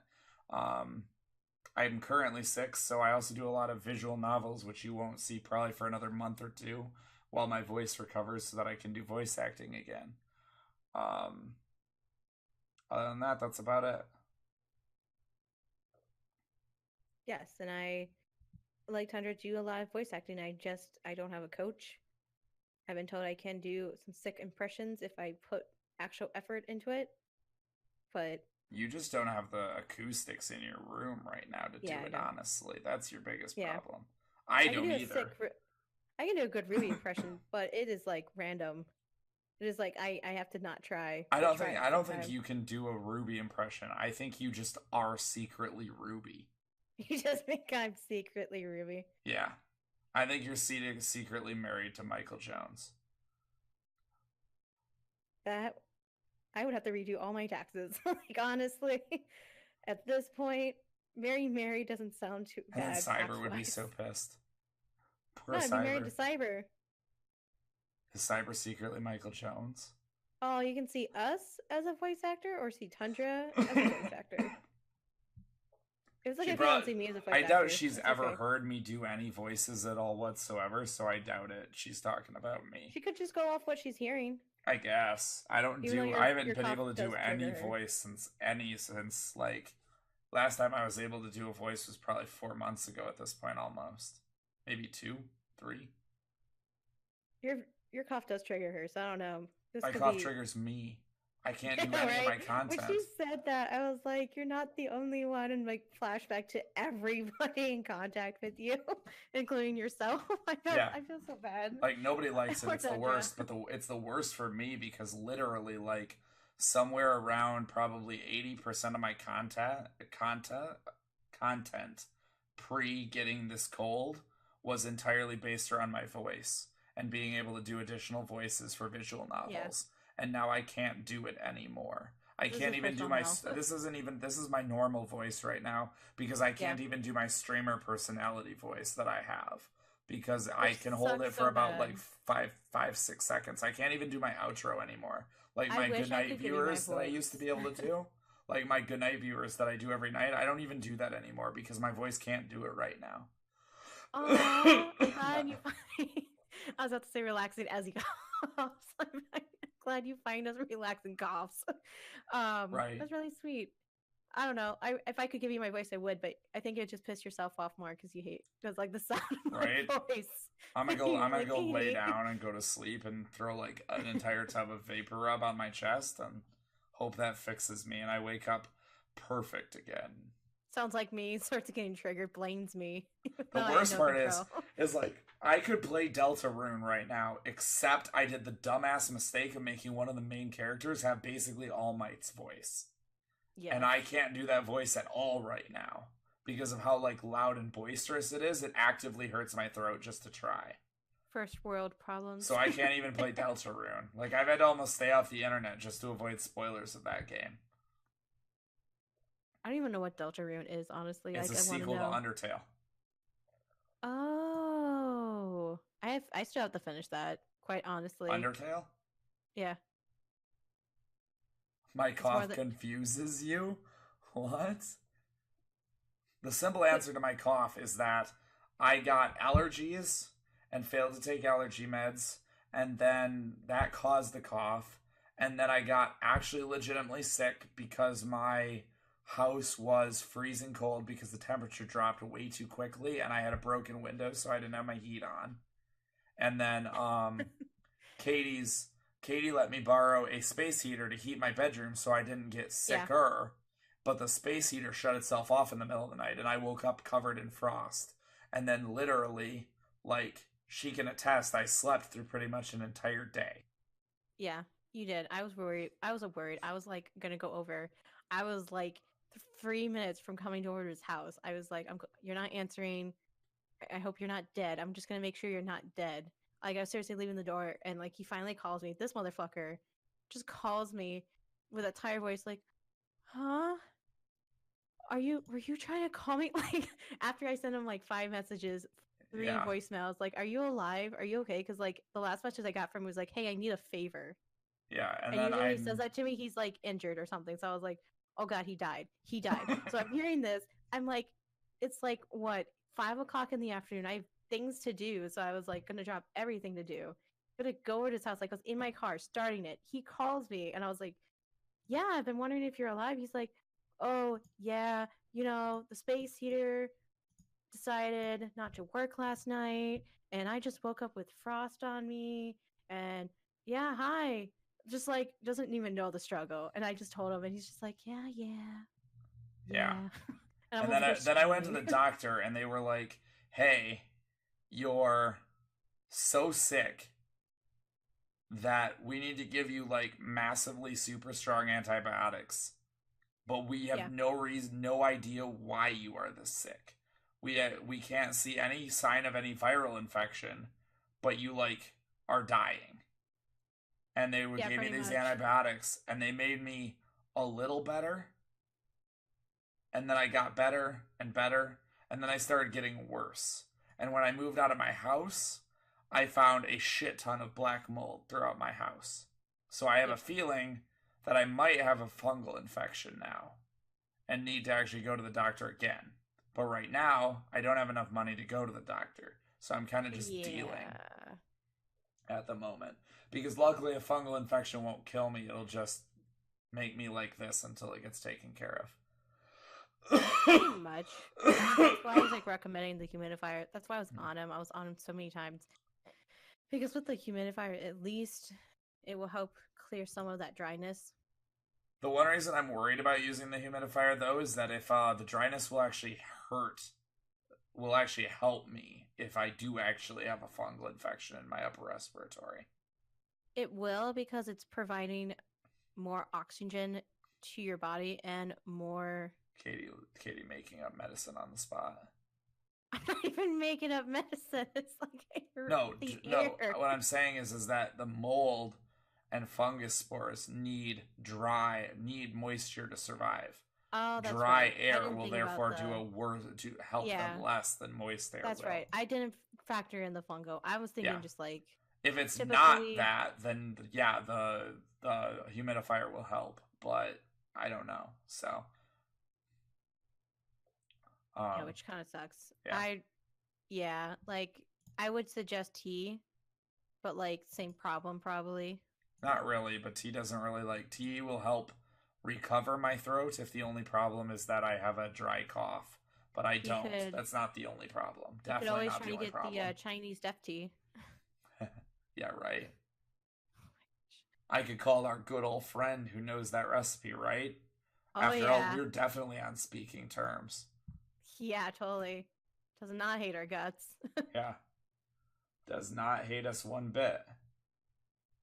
Yeah, but you never know if it gets Cough, to that cough, point. wheeze, wheeze, wink, wink. Yeah, Pretty sure I'd rather die. please don't say that. Please don't die. I don't want you to like. I talk shit about you, but I don't want you to actually die. Yeah, I know. Without me, you'd have nothing. That's not true, but I mean, this world is my dream. Without me, none of you have anything. If I die, you not all stop everyone knows the existing. Doki Doki reference. And without me, you all stop existing. So, Wow. All You're right. taking this Monica bit too far. You're tired. I can tell you're The tired. Potteroo is getting to my head. I can tell. You're talking kind of loopy, my dude. All You're right. drunk. Go home. Uh, only a little. I've only had one. Oh my gosh. I got this cranberry ale, and you know how I am with cranberries. I know how you are with any alcohol. You're kind of like one of those party girls, but you're not even a good party girl. You're more like you drink like you're a party girl, and then you knock out. You don't even like go woo. You kind of Yeah, just I'm not like a woo girl. slam I'm it I'm back, a and then you pass just out pass girl. out. You ugly pass out too. You don't even like it's not even a graceful. You just like slam, and then I your still butt's in remember the my air. 21st birthday when Kevin gave me the two $300 bottles of sake, and I fucking pounded them both. Yeah, I remember the story. I was so fucking hammered that night. All right, I can, so yeah. So I think at this point it's time to call the stream because I do need to go to sleep. I And need to now get I have an water. extra My manga throat's to super read. dry. Yeah, me too. I need to start bringing drinks in here. I had a hot chocolate at the beginning of the stream, and that lasted probably 20 minutes in. Oh, We're now at the almost 3.5 hour mark. yeah, we did pretty good time this time. I was Yeah, this time. I Jesus. think so. Yeah, I'm so good with words. I should like. write a I book. think that. I think as the additional, we didn't expect to have to do as much what's the word I'm Work. looking for?